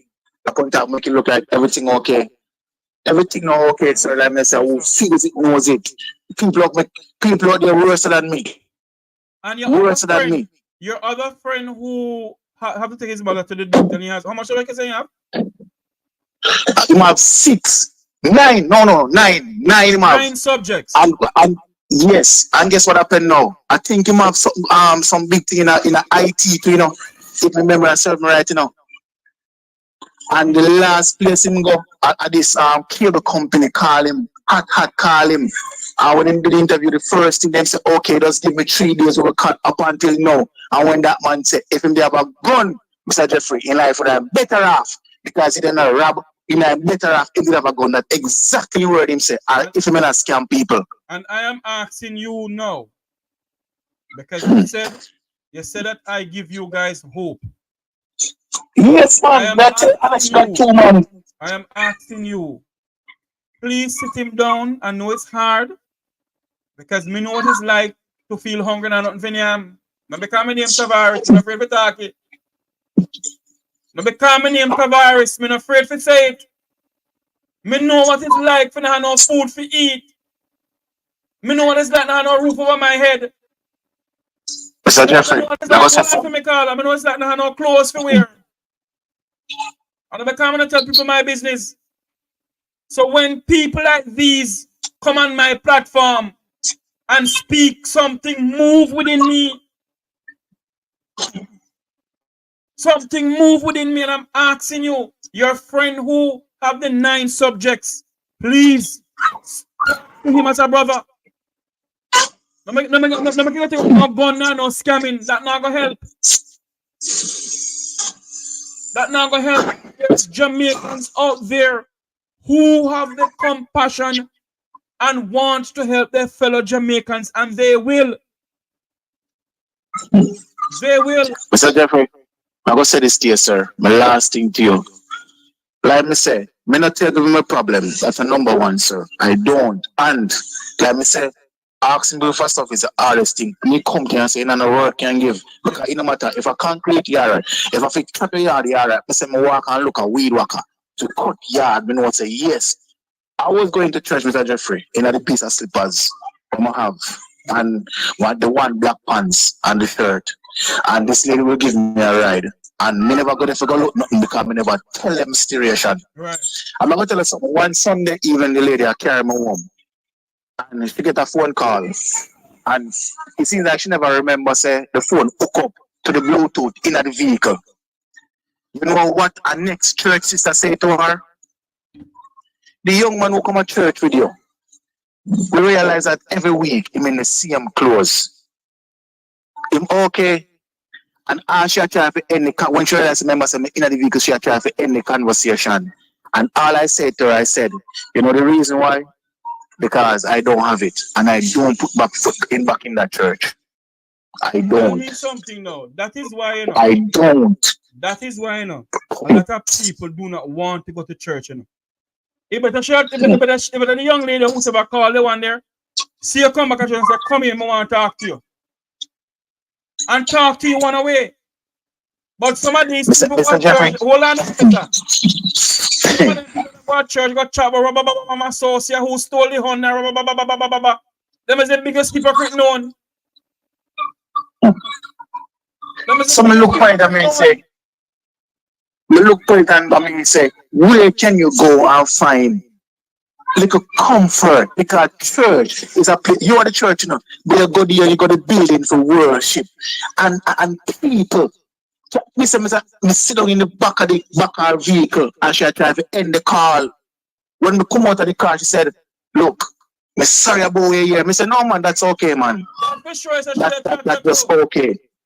I said, miss, that is okay. That is okay. So, you know, me just say this, Mr. Jeffrey. I'm going to say, I can't talk with every Jamaican. I can't. But this is just my plea. This is just my plea. I'm tired to see too much young people life going to the wayside like my age. No. People, see one caller early on who can talk about plans we make for Jamaica to be better. Take a drive, run a back road, and see. I'll be an 18, 17-year-old around there, sell them body. Because they don't have a choice and they don't have a job. For you to come and say Jamaica was no, and check how much young money is on the roadside. And they got them hand middle. You felt like they wanted to do it because they don't have nothing else to do. They don't have nothing else. Going to art is one. Leaving art. Weirdest job when you leave art. Because this prime minister come out and boast. Oh, art, yeah. Going to art is one. But how much leave art and working today? It's a simple question. And like you said, now we have this devastation one in there, Mr. Jeffrey. I'm going to tell you this. In the period, the gas done. I'm going to tell you this. Look, I see it. And like I said, I'm not going to do nothing stupid, thank God for my grandmother, Mr. Jeffrey. The only thing our police ever tell me to do, I walk up. In terms of me, I walk in front of them and me, I walk too slow. But no cuff never go upon me yet. And no never care me into nothing, Mr. Jeffrey. I will look upon him and say, I know it's time for me to go. In a couple of months, I'm going to be 40. I must come here and come back. And if you look, believe in a one little place, and if you look, all of the young men, them, Sir Jeffrey, smoke and drinking. You feel like they wanted to do it, there's nothing more for them to do. Mr. Prime Minister, you have people who listen to you. Hold on there, Mr. Prime Minister. Go ahead, sir. Go ahead, sir. Go ahead. You have people who listen to the show. We have over 5,000 young men and young women just leave school, sir. What are the plans we have for them? What are the plans we have for them? If you go a call center now, Mr. Jeffrey, it is harder than back then. Now you have to have subjects to go and security force. What are the plans, sir, you have? Right. If you say you love us, you love we, what are the plans you have for them? I'm a certified chef, Mr. Prime Minister, I can cook. And I can get local work here and then. What about who can cook, Mr. Prime Minister? What about who can't? What they are going to do turn to crime and violence. It's not like me will do anything, Mr. Prime Minister. If I go mix up concrete, I'm going to do it. If I go clean the street, if I go burn some coal, I'm going to do it just to survive.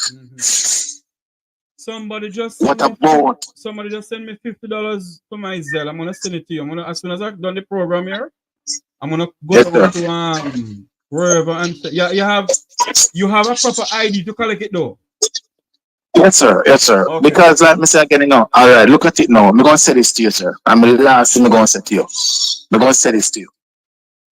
You see, it's not every help come from God. Some people also want to help you to have things over you. I have the supervisor. I have the supervisor that leave and go to the Bahamas. That leave, sir, and go to the Bahamas, and me get in contact with him. As I comes made up and look about my birth certificate and my passport. And because of certain things, because he wanted me to come and work for him in the Bahamas, in a place called Nassau, Freeport to be exact. And because of certain things, none of clothes, I can't go. And when I tell the man, say, yeah, so send the money come lend me, so I can get some things together. He say, boy, I'm wife, I give him some story. And I say, if I have certain things, Mr. Jeffrey, no need that Jamaica now. When I look for traffic help, one of my fellow friend them. All right. Now, I'm going to give you too much of your business. What we're going to do now, somebody already tell me that they put $50 to myself. I just saw it. I just saw it to myself. Somebody on the platform here who is all in Arkansas, when they come back to Florida, they reach out to me. My good friend, my brother. I can't call his name Christopher, so I must give you his number for you to call him. Yes, sir. All right? So as soon as I come up here, we're going to do all of that for you. All right? Yes, sir. Yes, sir. Thank you for calling and continue hold your head up and speak to your other friends that the gun is not the answer and the scamming is not the answer. God will take care of you. Talk to him, man. Believe me, say me talk to him. Just like come and talk to you, sir. I saw me and him talk daily. Trust me. All right, and like me said, all right, sir. And then we can tell you this. Today is what? Today is Thursday. I could tell you this Monday morning. We can call you and a video call and show you on my way going to work. Because this place them say they don't need a chef. They just need a butler. Okay. And that's why I started as a butler. So that is the only thing I did, Mr. Jeffrey. The shirt, the pants, the underpants, and the shoes. And I'll be set off. All right, my brother. We're working on that. Okay, Mr. Jeffrey. With the help of other Jamaicans on this platform here, they're going to assist you, all right? Okay, sir. Thank you very much for calling in. All right, sir. Thank you. There you have it. If anyone out there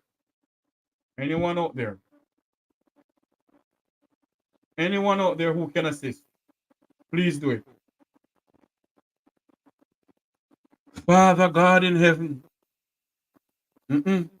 our nation is in crisis. Let us continue with the program that we're going to speak about. Let me go back to what I was talking about. Okay. We speak about the $400 million for repair and clearing of parochial roads. Councillors, the councillor for the Little London Division, the JLPN, Miles is saying, unfortunately, that residents are forced to block roads in the parish, and some unscrupulous people is going around collecting money from people. I will give him the number too. Yes, I will. Some people going around collecting money from poor people so they work with JPS. Wicked set of people. Listen to this for me. It's quite unfortunate because I know for a fact that the GPS employees there have been working magnanimously overtime, 24 hours a day to try and restore. We have been receiving some reports anecdotally. That means we have heard either through the grapevine or otherwise that persons associated with the Light and Power Company or believed to be associated with the Light and Power Company have been soliciting funds from citizens to reconnect or re-energize certain areas within their communities. We have so far not received any formal reports, and as such we are unable to substantiate those anecdotal pieces of information that we've received. Now, we are advising persons who may have information about any such activities to report them to the police, come into the police station, make a formal report so that we can advance an investigation which will lead to arrests based on the evidence provided to us. We are aware of reports about unscrupulous individuals pretending to be JPS workers and requesting the communities pay money for their power to be restored. This is totally unacceptable. We want to remind our citizens that this is unsafe, illegal, and unethical and poses a threat to lives and property and indeed to the legitimate JPS crews that are working to restore electricity. In every situation, you always find some people like this, you know, some wicked set of people doing all these things, you know. My God in heaven. I don't know what's wrong with people. I don't know. The Deputy Commissioner of Police is saying that the recent shooting of the Integrity Commission director is not because of his job. You remember when the director of the Integrity Commission was shot at? And Greg Christie came out and said, ask the government. Well, the Deputy Commissioner of Police is saying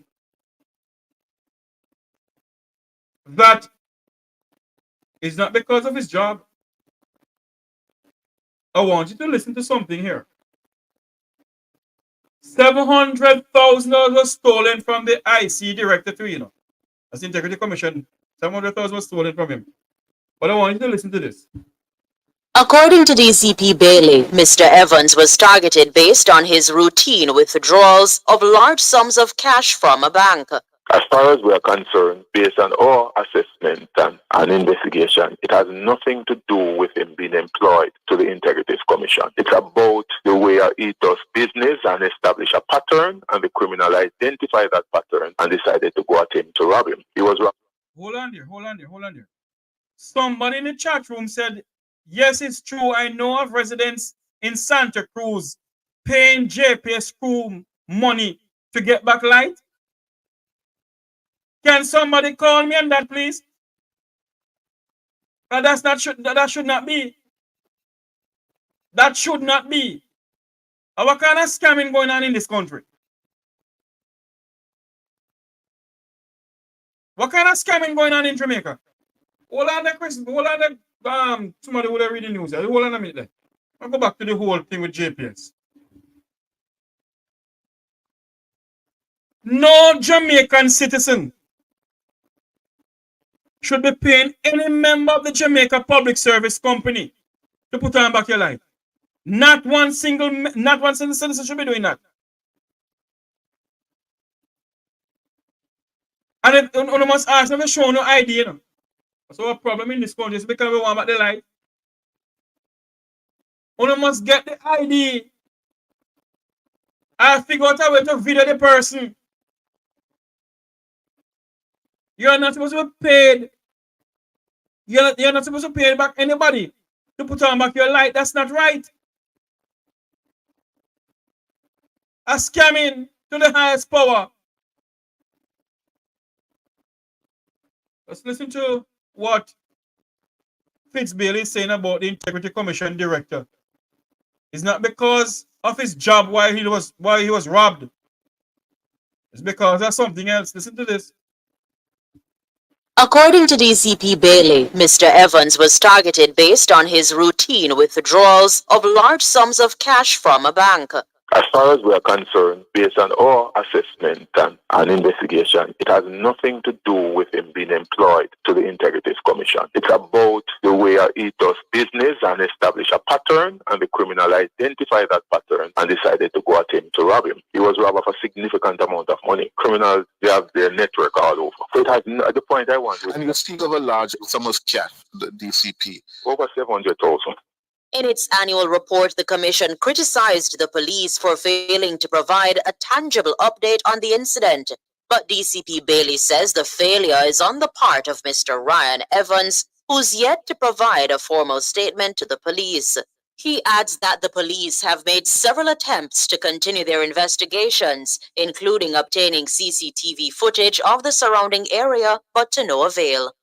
Mr. Evans was contacted on September 23rd by the inspector for a statement to be recorded. He indicated that he was presently recuperating at home. On the 25th, actually, the police went back into the space. They did a lot of work. And on that day, the team again met and updated Mr. Greg Christie, Executive Director of the Integrity Commission. So I just want to lay straight that a number of activities actually took place. But the bigger issue is that we have not yet obtained a signed statement from Mr. Evans, despite several attempts by the police. Additionally, DCP Bailey says Mr. Evans was brought in to identify a potential suspect in the shooting. We actually did what you call, if you want to call it an informal ID parade. We use a collage of, photographs and show it to him. So I just want to say that we have done a lot of things. Just show it to who? Mr. Evans. And we suspect that someone who was involved in the robbery was killed. And did he identify the person? Not to my knowledge. But I just show you the type of work that's done, notwithstanding not having a formal report. DCP Bailey notes that the Integrity Commission should have done its due diligence before bashing the police.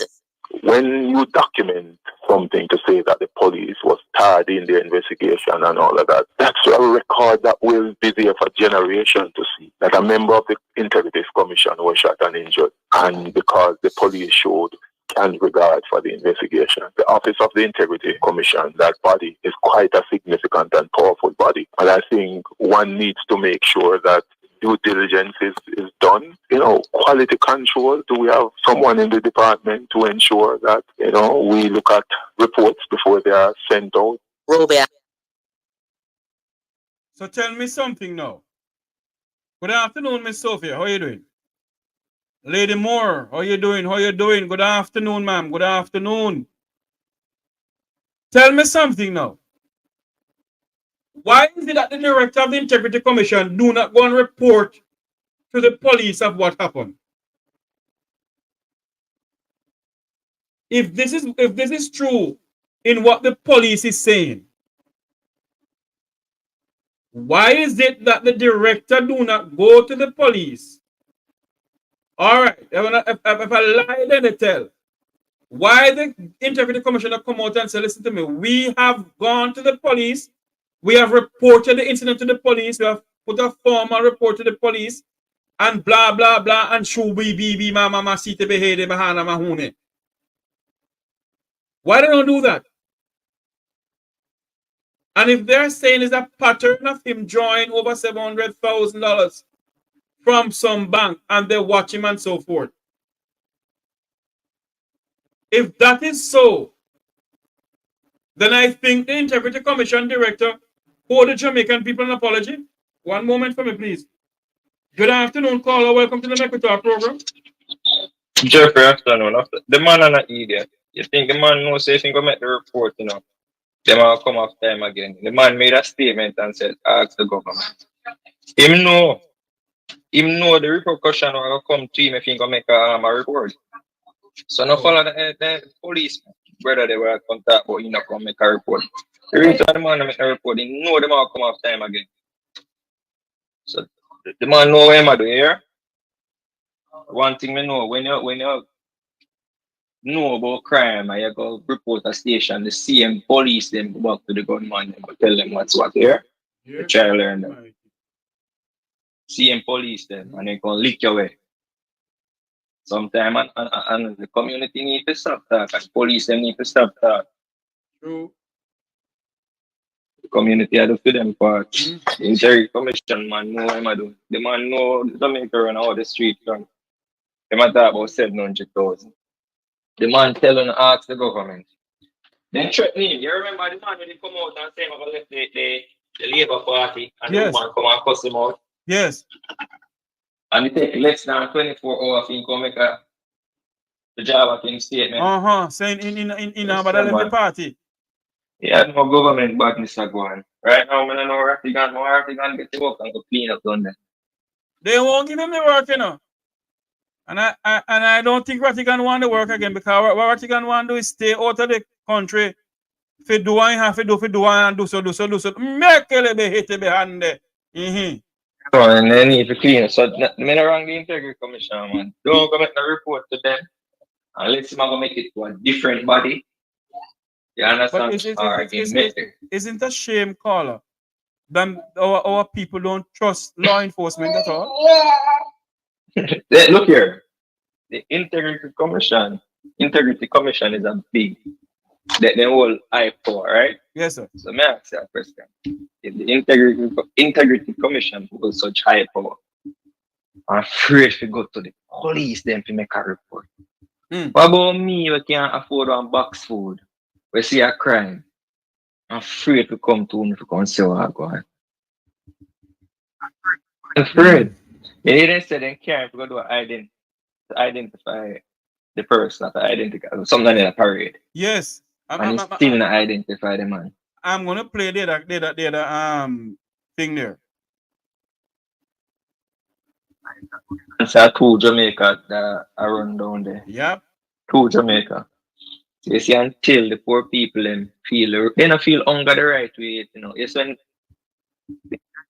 and the Paul Bogle and the Marcus Garvey and them rise.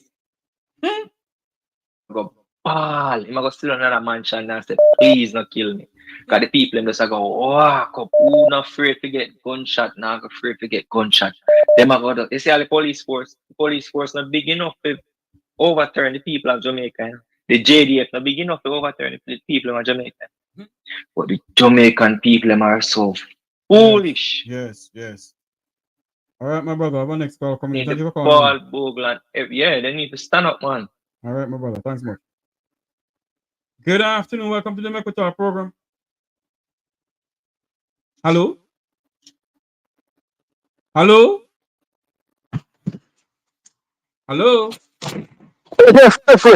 Yes, what can I do? What's wrong with you? What going on, brother? Everything good? I'm live on air. Oh, okay. All right. We talk later then. Okay, later. Okay, no problem. Cool. Yeah, okay. You never realize him that call me. The number to call is 954-529-8030. But hold on there. We're gonna continue with some of the thing that we came on here to speak about. All right, we speak about the Deputy Commissioner of Police, blah blah blah, and devils know what.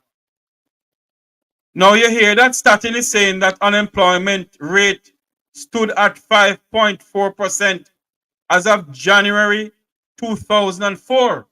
Let's go back to that and listen to what they're saying. Unemployment rate. Jesus have mercy, Pawe. They say, God, don't listen to this. The revised labor force survey allows for the collection of more granular and detailed data. In compiling labor statistics, Statin is now able to disaggregate figures on educational attainment, particulars of households, and gender, among other factors. The survey will also no longer include persons who work without pay or profit as being employed. The relaxed definition of unemployment will also no longer be used. Persons classified as unemployed must now meet 3 criteria: not employed, available for work, and seeking employment. Utilizing the new survey, the Institute says unemployment in January was just above 5%. Leisha Delatibadier is the Deputy Director General at Statin. In January 2024, the unemployment rate, which we now refer to as LU1, which is the first indicator of labor underutilization, stood at 5.4%, equating to 80,700 persons who were without employment but were available and seeking work. More Jamaican females are unemployed than males, while youth unemployment continues to be in double digits at 16%. Unemployment rate for males was 4% and for females 7.1%. When examined by age group, the unemployment rate was highest for youth at 16.0% and lowest for persons 55 years or older at 1.7%. For those considered to be of prime working age, the unemployment rate stood at 4.4%. Importantly, because of the addition of new questions to the revised labor survey, no comparison can be made to the corresponding period last year. Natalie Simpson of Statin explains. Additional questions such as job search availability and the desire for work. We've added more questions to the instrument to be able to tease out this particular group. But most importantly, this creates a break in the series. And I'll say that again. It's the new labor force, it's a revised labor force, creates a break in the series. So no longer can you compare the January 2024 findings with the January 2023 findings, which is our usual approach to reporting on the labor force. What does this mean for how the unemployment rate is reported going forward? Unemployment, some persons previously employed, that is, for instance, those unpaid workers, will now be classified as unemployed if they are both seeking and available. Some persons previously unemployed will now be outside the labor force because if they don't meet the strict definition, they'll be classified as outside. And therefore, the unemployment rates may go up due to these changes that I've identified. Aye, Jesus. I don't believe nothing was starting to tell me, you know. I do not believe one single thing was starting to tell me. 5.4%. Then if the unemployment rate, they go down. Why so much people out of a job?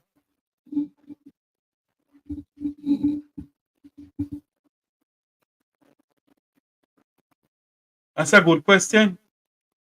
Let's turn to the Permanent Secretary in the Ministry of Health, DBryan. Because apparently, Mr. Bryan is saying that some shibangarang has been going on way before he took the job as Permanent Secretary in the Ministry of Health under the Labour Party government. That the shibangarang has been going on from the PNP. The question that I have to Mr. Bryan, though, if you go in there as Permanent Secretary, why didn't you ask for a forensic audit in the Ministry of Health? Why you wait until from 2016, now it's 2024, before you come out and talk about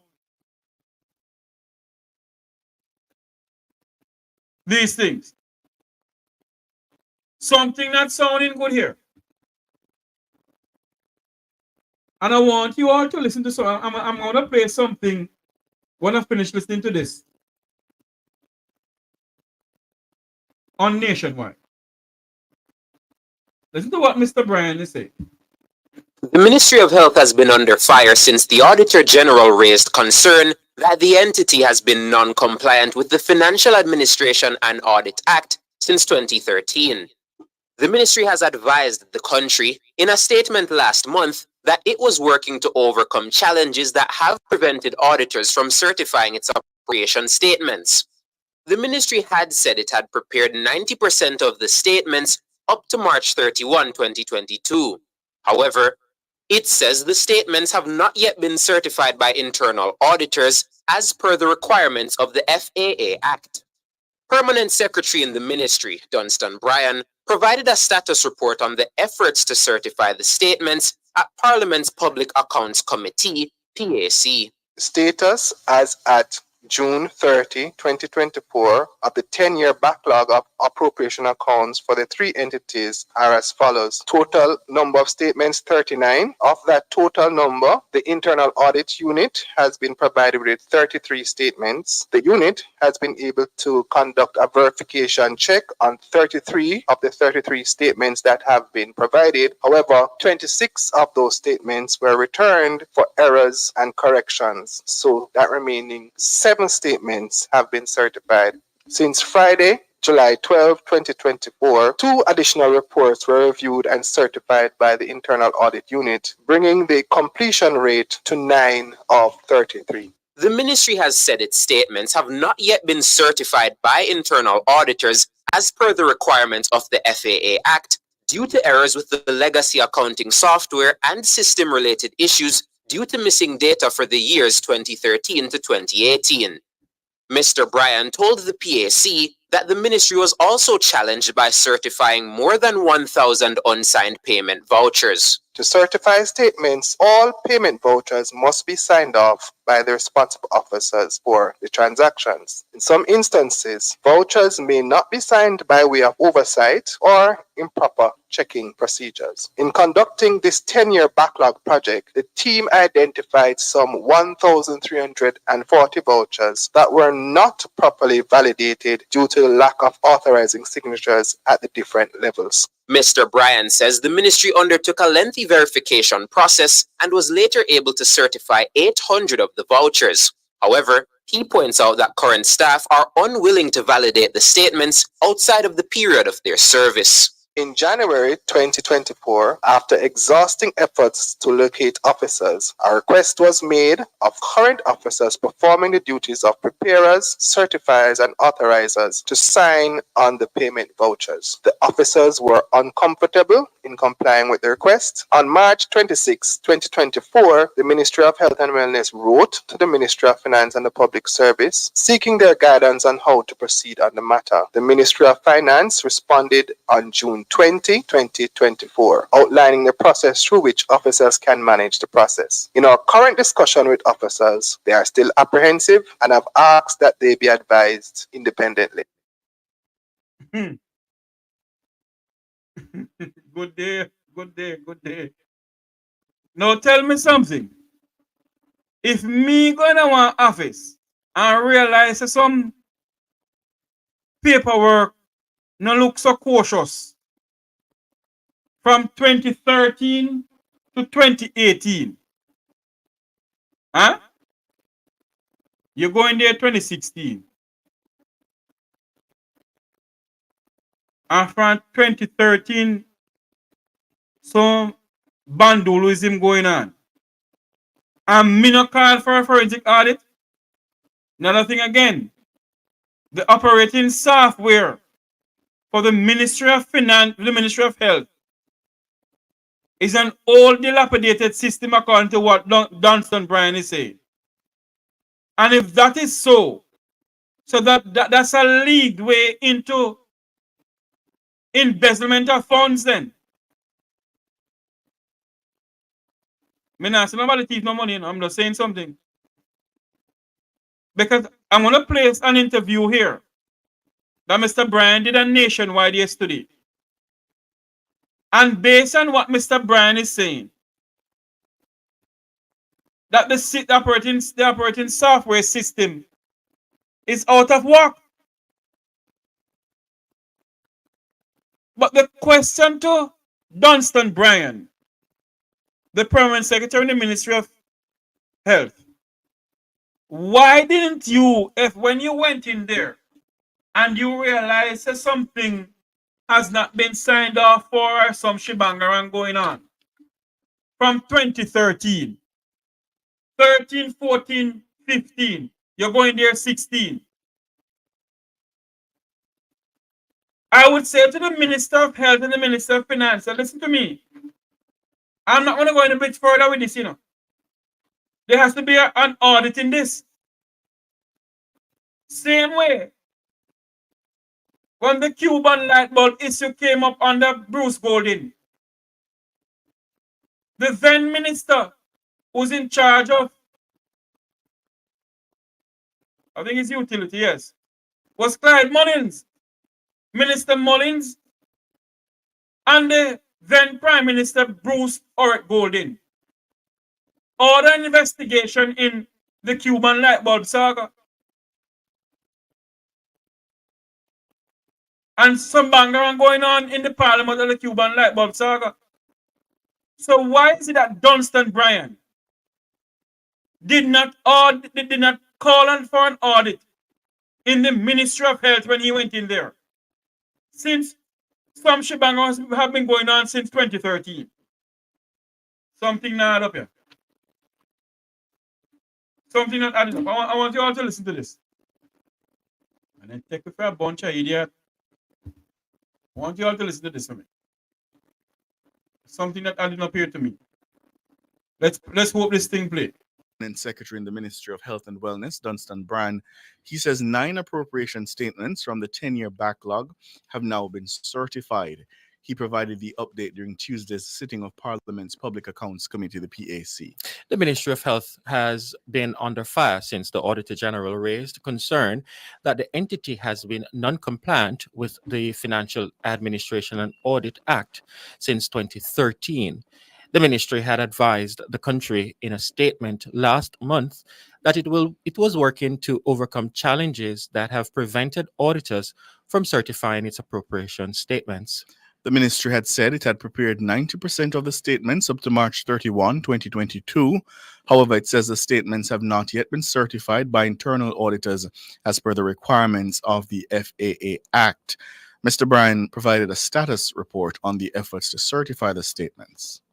Status as at June 30, 2024 of the 10-year backlog of appropriation accounts for the 3 entities are as follows. Total number of statements 39. Of that total number, the internal audit unit has been provided with 33 statements. The unit has been able to conduct a verification check on 33 of the 33 statements that have been provided. However, 26 of those statements were returned for errors and corrections. So that remaining 7 statements have been certified. Since Friday, July 12, 2024, 2 additional reports were reviewed and certified by the Internal Audit Unit, bringing the completion rate to 9 of 33. DBryan, Permanent Secretary in the Ministry of Health and Wellness. The ministry said its statements have not yet been certified by internal auditors as per the requirements of the FAA Act due to errors with the legacy accounting software and system-related issues due to missing data from the years 2013 to 2018. Mr. Bryan joins us now to discuss further. Good afternoon, Mr. Bryan. Good afternoon, Permanent Secretary. Good afternoon to you both and to your listeners. Thank you. You inherited this problem, PS. Give us an idea, when did you get to the ministry and when was it brought to your attention? Okay, my tenure at the ministry began in December 2018. So my first understanding of the problem with the appropriation account began in 2019 when, in accordance with the FAA Act, 3 months after the closing of the financial year on the 31st, the accounts need to be produced. And when we had a discussion at executive management around why the accounts were not being produced in accordance with the law, it was brought to the attention of the executive management team that there were several challenges with the appropriation accounts, and there was a significant backlog. And right after that, we went into the process of fixing that problem. However, we subsequent to that went into the issue of managing COVID. Coming out of that, we returned to the providing a resolution to the issue of the appropriation account. And to be clear, Permanent Secretary, it's that those backlogs which amount to the $700 billion we've been hearing floating around in the public domain. Yes, substantially the financial statements that are outstanding here are from 2012-13, and then up to financial year 2022-2023. But a substantial hold on a minute. I am no mathematician, whatever you want to call it. I did a little auditing in school and a little night audit at some of the hotels when I feel like doing it, I do it. I'm not telling nobody I know anything about accounting, because I don't. You go on establishment, ISC says certain things not add up. Is it $700 billion instead of $1 million? And you not calling nobody to come and investigate what is going on? Let's do some more of Mr. Bryan. Mama me, money, no. I tell you something, until somebody go to prison in this country, these things not going to stop. Listen to this. Records that are in question are from the years 2012, 2013 forward. So help our listeners understand where the breakdown occurred, because the average man listening on would think, but the Ministry of Health is properly staffed. It has a proper accounting division. Why would this backlog be allowed to accumulate over this period of time? So first you have to understand the appropriation account. Then you have to understand the process of producing the appropriation account. So the appropriation account is a statement of income and expenditure. And that statement of income and expenditure must be aligned to the appropriation that is approved in Parliament. And the purpose of this is to ensure that ministries, departments, and agencies do not disburse or create expenditure outside of what has been approved by Parliament. So if you get $10, you should spend $10. You should or spend within $10, $10. and you must spend the $10 within what you said you were going to spend the $10 in. Right. Because there should not be that freedom of disbursement or expenditure that is governed by the civil servant. Mm-hmm. It is a process that is managed by the budget process, and that budget process requires Parliament, especially the lower house of Parliament, to give its assent to what is being provided in the amounts from the consolidated fund. And So having spent the $10, you would have produced some kind of voucher, is my understanding, based on what you told the PAC. Having spent the $10, you spend the $10 through the creation of payment vouchers. Mm-hmm. And then each payment voucher is recorded in a financial management system. Each transaction that you do for payment is recorded in a financial management system. And then the financial management system at the end of the financial year tells you or produces a statement of all of those expenditure over the financial year. That statement is then run, and you provide to the internal audit unit the statement itself and the supporting documents behind each transaction in the statement. Mm-hmm. And that is what the internal audit unit certifies. After it certifies, it is then submitted to the Auditor General's Department who gives an opinion. But some of your vouchers have not been signed. Why is that? So now, as I reported yesterday, the ministry produces around 14,000 vouchers per year, right? Per month, sorry. So over the 10-year period, you're looking at some 1.6 or 1.7 million vouchers.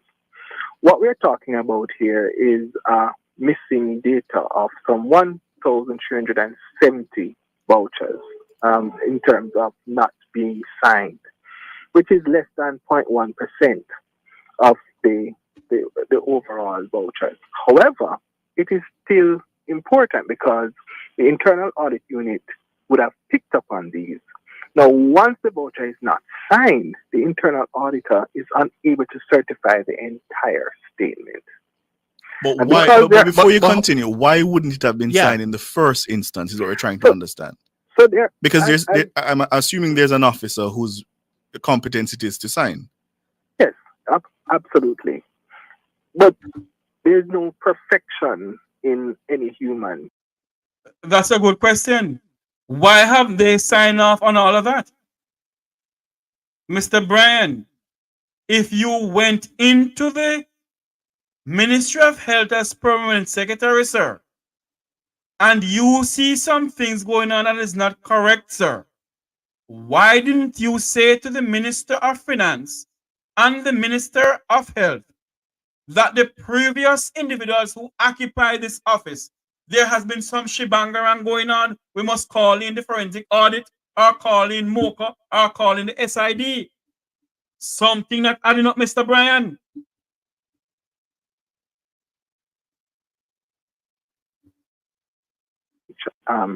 Operation, and the error factor does come into play, and there can be instances, and there are instances, obviously, where human error would have occurred, which would have resulted in a voucher not being signed. But that would be the responsibility, PS, of the internal audit to catch this problem. And based on what we're seeing, it spans over 10 years. So when they would have identified the problem, let's say in year 1, why is it that the problem would reoccur year 2 up to year 10? Because again, this is a function of human error. And while systems would have been put in place, which was explained yesterday, the systems that have been put in place still depend on a manual process. Once you have a manual process and you have changing staff complement, you have different issues that impact a manual process, the error factor will exist. You cannot eliminate the error factor from a human manual process. So, yes, we do find that you have these errors taking place, but when you talk about materiality of the error, meaning that when you look at the overall audit universe and you look at the existence of a particular issue or a risk within that universe, if it is, as in this case, less than 0.1%, then yes, you do have an issue, but it's not a material issue. If you understand what I'm saying. Except this adds up to $700 billion, PS. How do the Jamaican people not conclude that this is either incompetence or negligence? There you go. $700 billion of taxpayers' money is unaccountable for. $700 billion. My God Almighty, help me. These vouchers does not add up to $700 million, right? These vouchers are a small subset of the overall universe. So what we're saying is that because you have this missing information. So hold on, it say it doesn't add up to, is it 700 million rather, not billion? 700 million.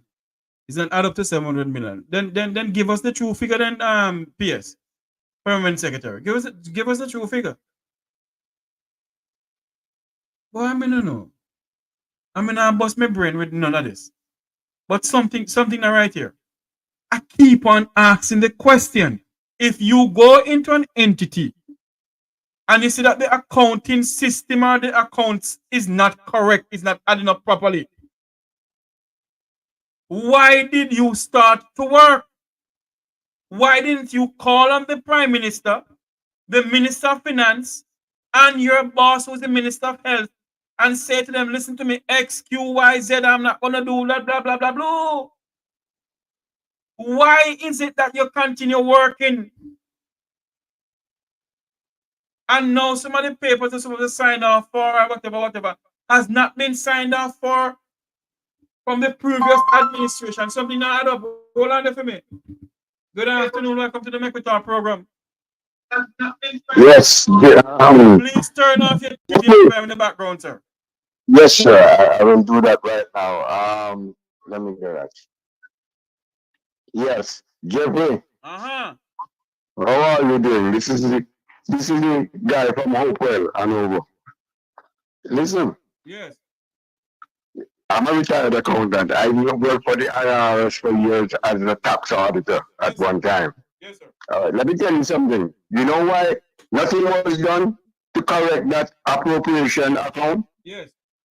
Because it's business as usual in that department. So hold on here now.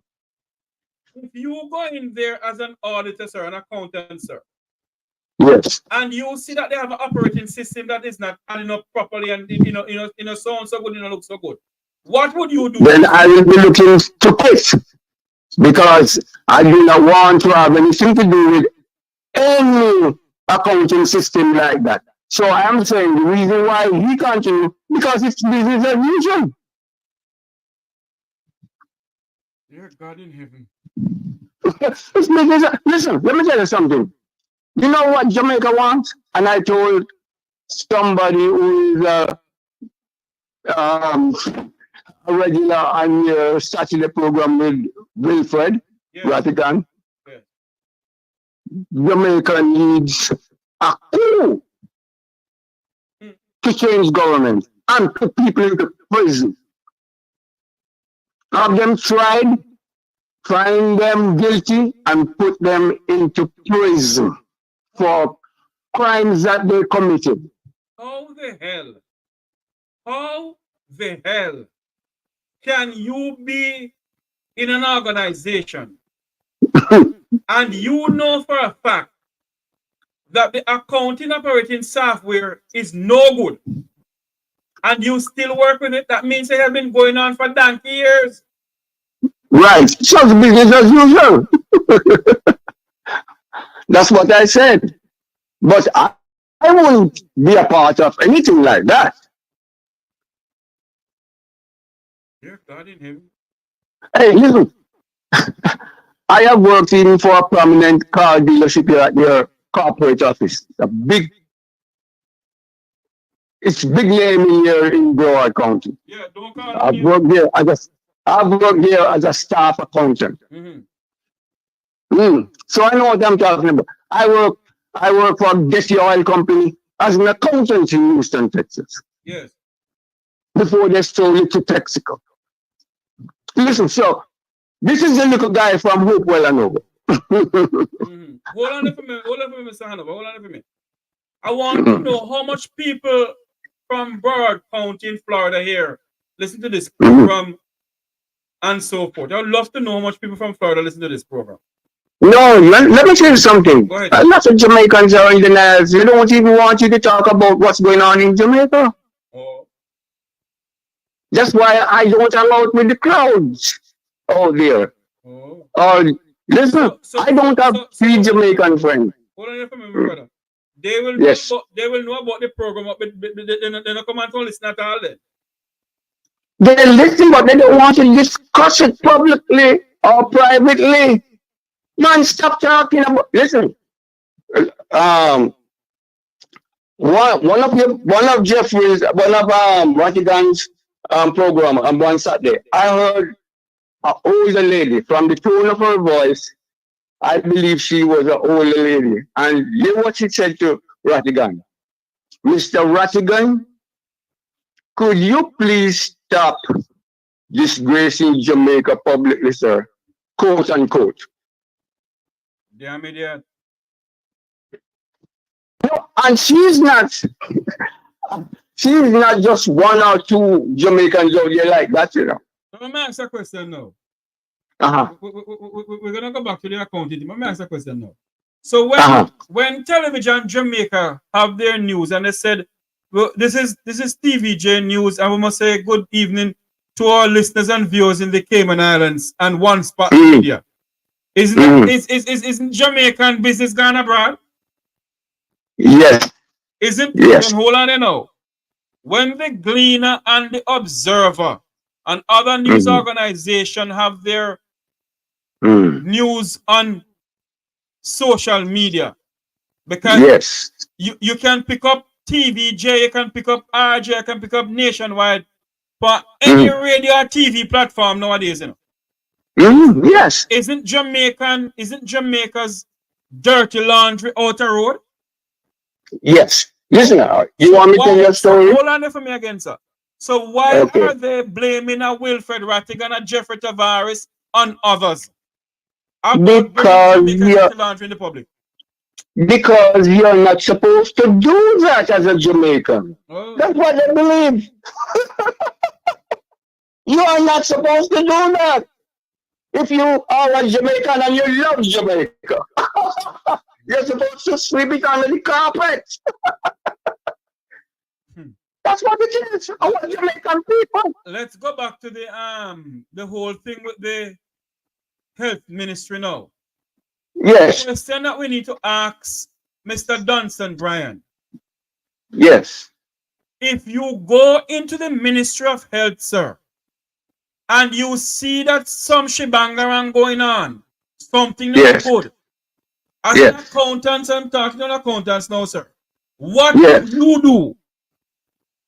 I said it about 2 times or 3 times. I would have nothing to do with that. I won't be working. I would just say I am gone. I am not working in this for this department.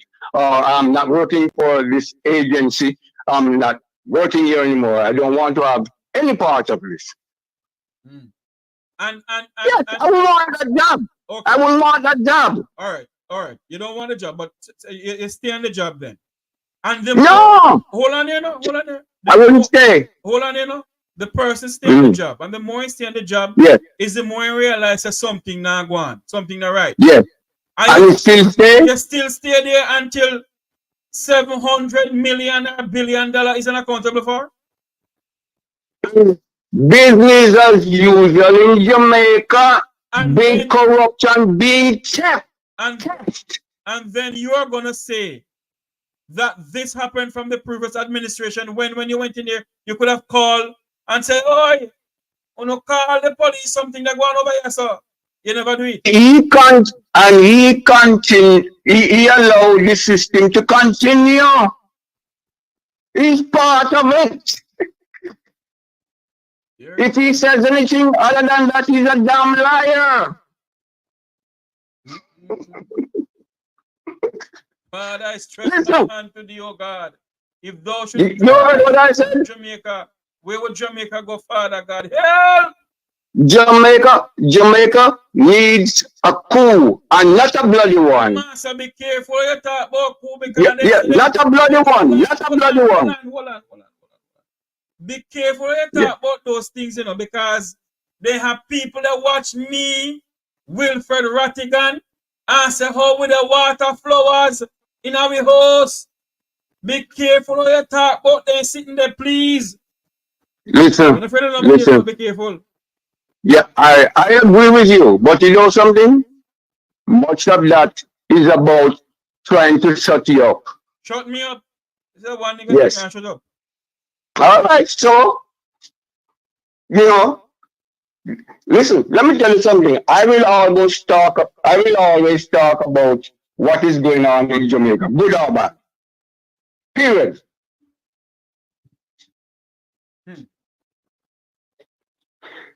So it's the situation in Jamaica is, let me tell you something. You know what I said on Twitter? I have an account on Twitter that corruption in Jamaica is an industry. Hmm. It is an industry. So many people live from corruption. How many times you hear people say, hey, you know me get this boss, you know me come buy this and blah, blah, blah. And you hear people talk about, so they just say, give me a blind and do this for me now. Corruption.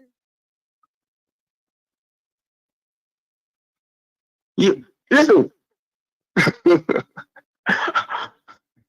I left Jamaica in 1967 to the Bahamas, and after 4 years and 7 days, I left for the United States. Yes. Which is the 10th of February 1971. Mm. Went to 3 universities here, Miami-Dade, FIU, and the University of Houston. Mm-hmm. Let me tell you something. A lot of the Jamaicans here, I don't even go to Jamaican restaurants and buy anything from them. Or they most 9 out of 10 business places here, I don't go into Jamaican business places. I don't like their attitude. True. Are you still in the United States now? Yes, I'm speaking to you from. Look at my telephone number. You're in Broad here, man. Yes, man. Okay. I bought a house here for 25 years ago. Coming the 19th of this month. When is the 19th, by the way? Hold on. The 19th is tomorrow, you know. Hold on a minute. Yes, 25 years anniversary, my house. Yes, tomorrow is the 19th. Yes, 25 years anniversary, my house in Broad. And before that, I lived in Broad for, I'm going to see there, another 10 years at 2 condominiums, 5 years each. No, but that talk one why you have because people will come, no matter with it. No, not how. I didn't have those. I rented those. Oh. Yeah. But I don't care what they talk about me. What can we do now to really help our country that is in crisis? Because this morning I came on, hold on there, this morning I came on and I cover so many topics. It is now 3 o'clock. I came on from about what, 12 o'clock, I think? It's now 3 o'clock. Yes. Your views, what can we do to alleviate the problems that we have in our country? Let me tell you something. I would like to meet you. No problem. And I would like to meet Arrow. But let me answer your question. You remember what I said to you and you said must be careful? Yes. That is what is needed in Jamaica. To take out this government peacefully. By a coup. Lift them out of them chairs, put them out on the road. Handcuffs who you think should be handcuffed. Have what you call it, questioning of these people by the the police force down there or the police agencies down there. They got so many of them down there and they can't solve anything. And then you have them tried, convicted, and jail them. And then you have a decent, what you call it,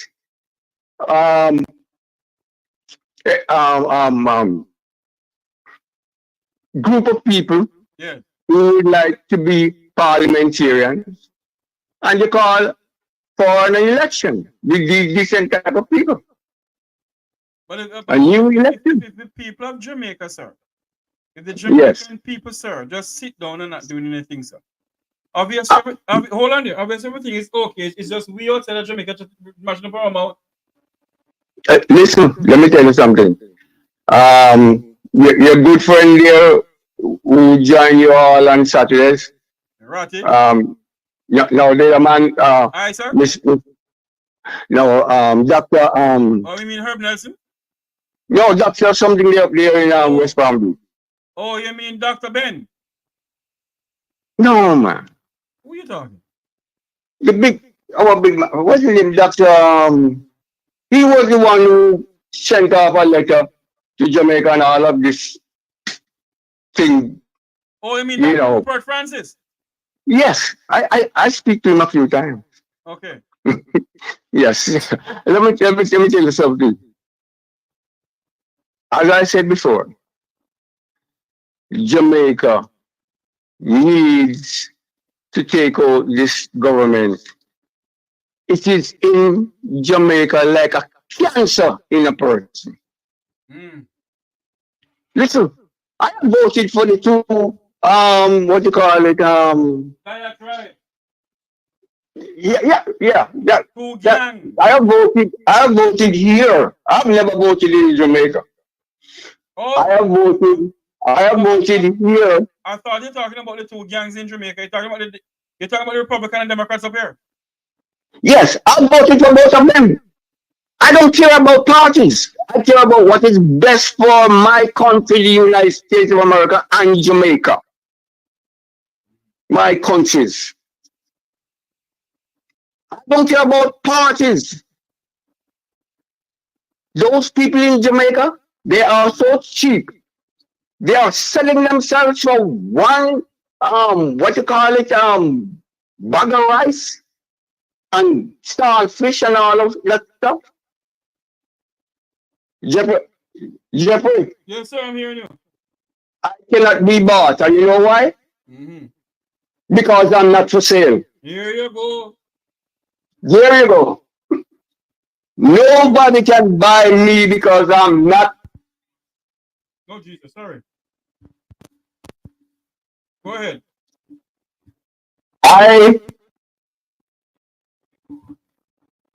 Oh, Lord. Hold on for me. I think we have lost you here. Hold on. Hold on for me. We have lost you here. Hold on a minute. Go ahead now. Yeah, I said, I cannot be. I don't know what's going on. Hold on. Don't hang up. You hold on a minute there. The devil is a liar. Go again for me.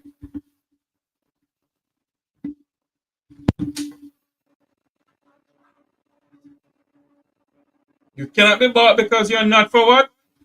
Sale. All right. Nobody can buy you.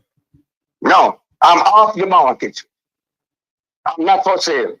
So I can't be bought by anyone. Hey, one time on Twitter, you know, I cussed out Tufton. He was in Montego Bay visiting the carriage at them. And wanted that woman, Gerard's wife, to be what do you call it, a candidate in his turn and over.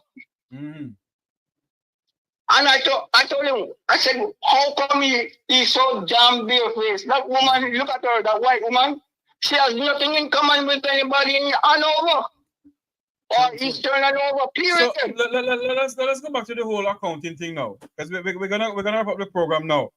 So you're saying to me that if you were in that field, you'll tell them you just come out and leave it alone. No, based on what you are an employee, and I found out what he said he saw, or found out, I would say, I am gone. Yes. All right, then, sir. Thank you for calling. And why did he stay? So, how many years did he stay there? A long time indeed, sir. So, he was part of the problem. He enabled it to continue. Yes. The guy is a liar. He's corrupt. He profited from that system.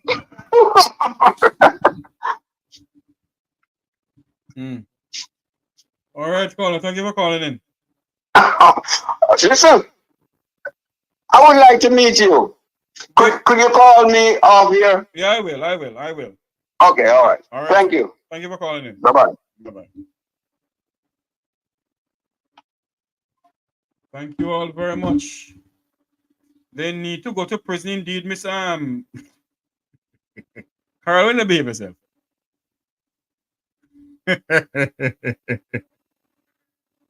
Ay, ay, ay. My island don't sell out. Dear God Almighty, have mercy upon this country of ours. How long, my God, how long? How long will you allow Pharaoh to reign over your people?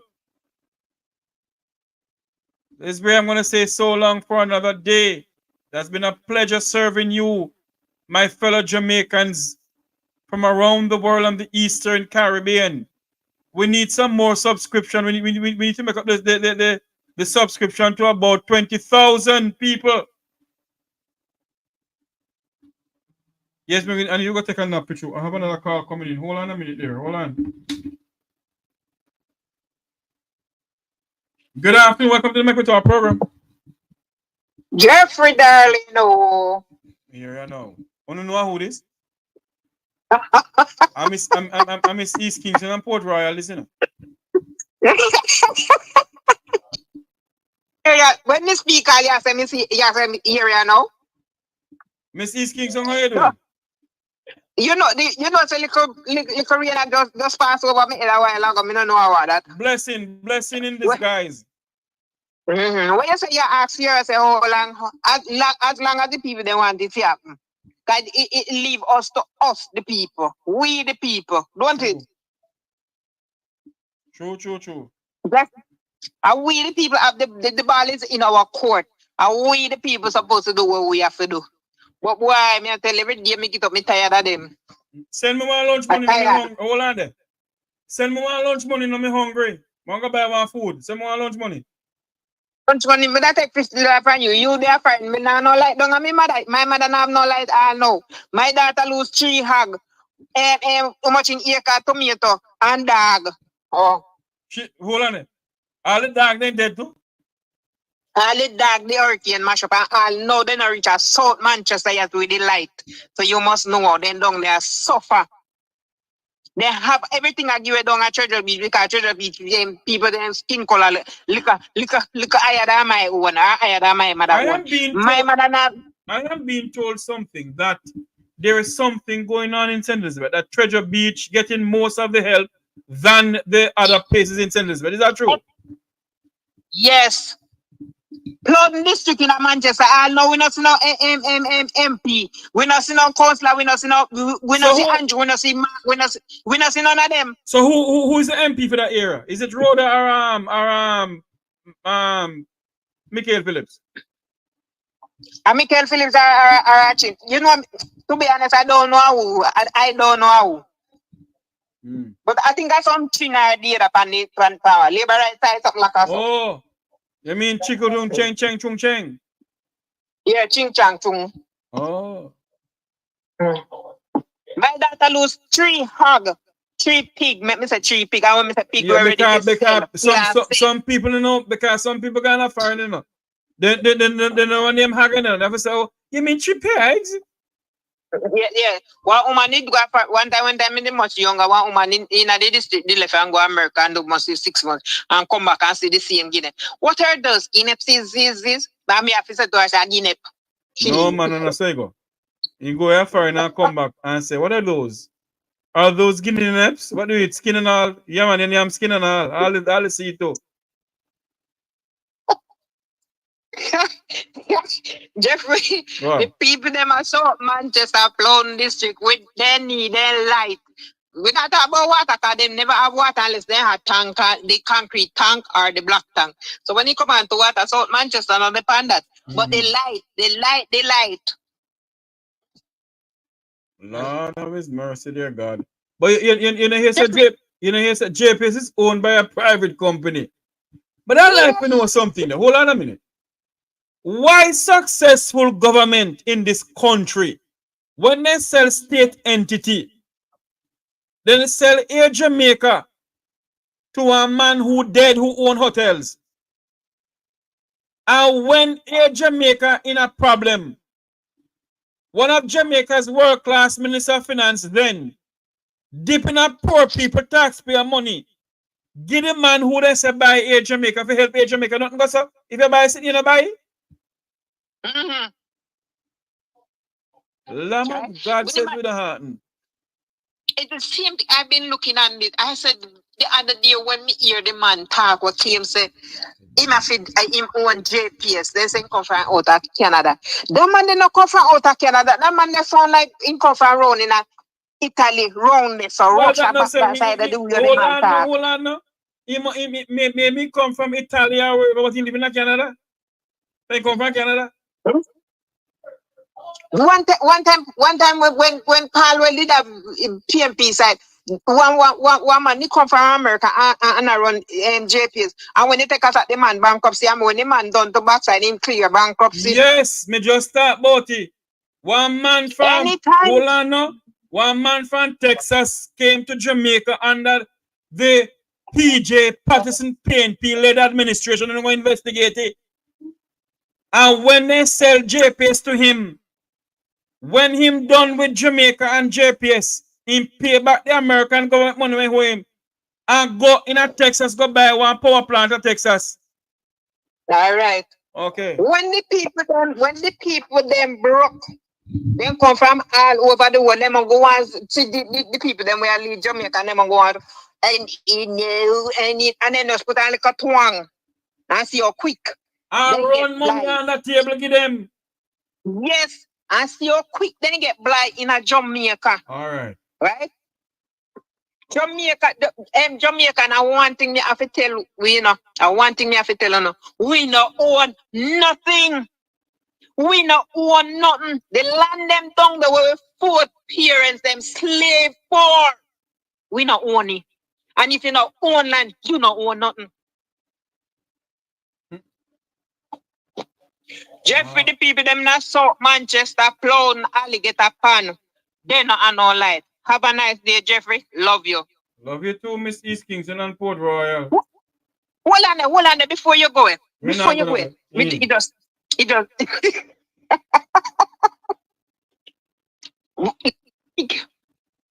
never Mr. Rattigan on the program.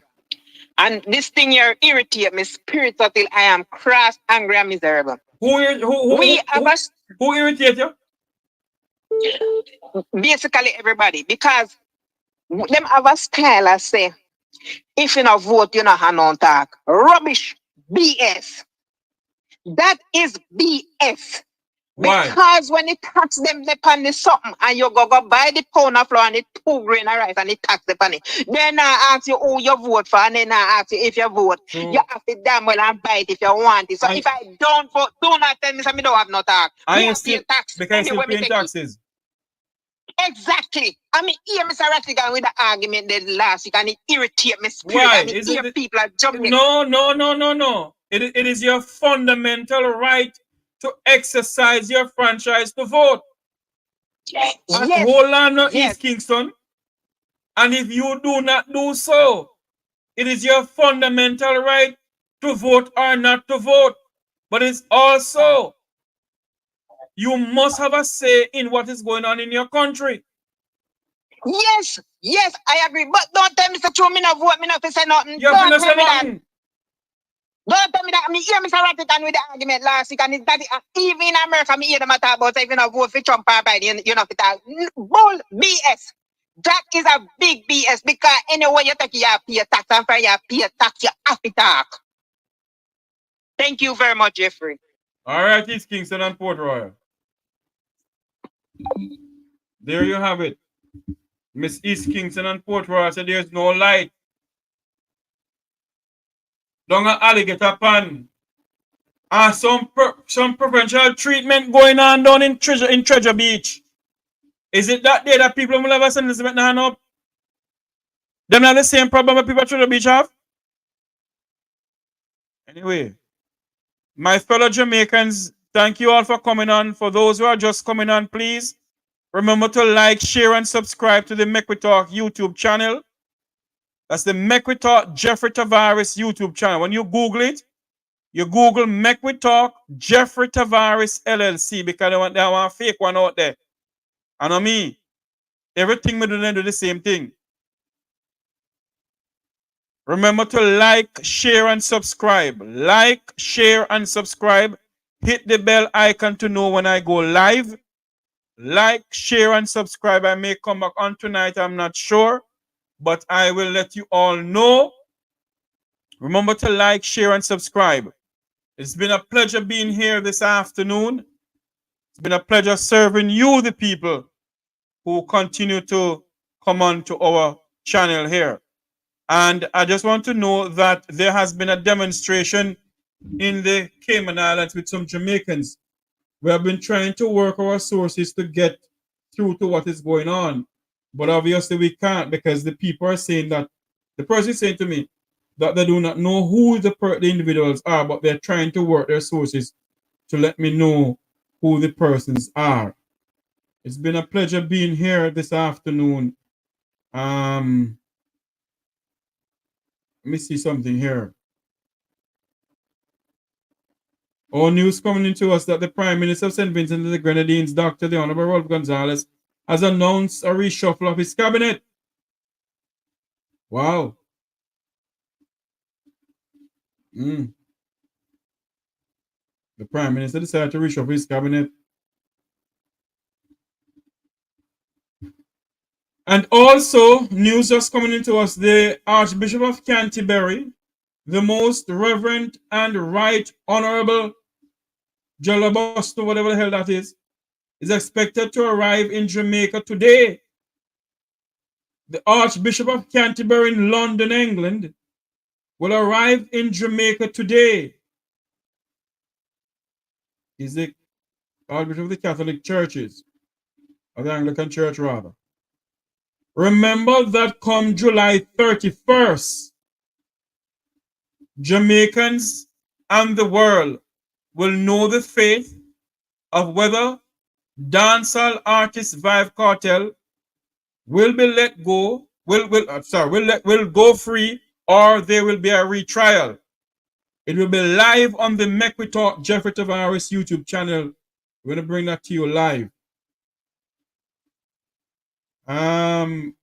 The FedEx trading for today. The Jamaican dollar has lost 18 cents and will open trading this morning, selling for an average of $157.32 against the US dollar. The Jamaican dollar has gained 36 cents. Will open trading this morning, selling for an average of $115.63 against the Canadian dollar. And finally, the Jamaican dollar has gained $3.11 and will open trading this morning, selling for an average of $201.40 against the British pound sterling. I'll read it again. The Jamaican dollar has gained $3.11 and will open trading this morning, selling for an average of $201.40 against the British pound sterling. That's the exchange rate for the Jamaican dollar against the Canadian, the US, and the British pound sterling. We gotta go. Thank you all very much for coming on. Thank you all for being a part of this program.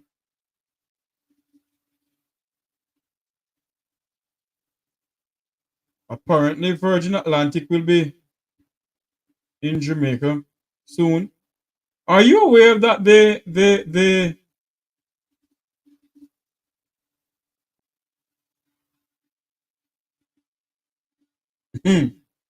Jamaica Constabulary Force has seized a rifle in a church? Somebody go put on the gun into the church and the JCF find the gun in the church.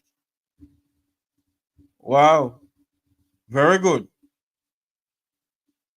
Very good. All right. Thank you all very much for coming. And for those who gave something towards the young man, thank you all very much. I will go and send it to him now. I will also give his number to people who ask for his number. I will do so. Until you hear my voice again, until you come on this platform, remember to like, share, and subscribe. May God bless you. May God bless Jamaica, and may God bless the people of Jamaica. Have a great afternoon, everyone. Talk to you later.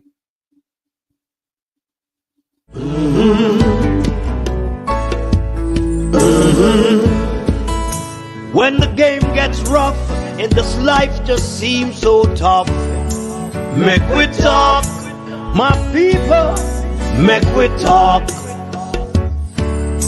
When this town becomes an ugly place, don't let it erase the smile from your face. Make we talk, people, make we talk.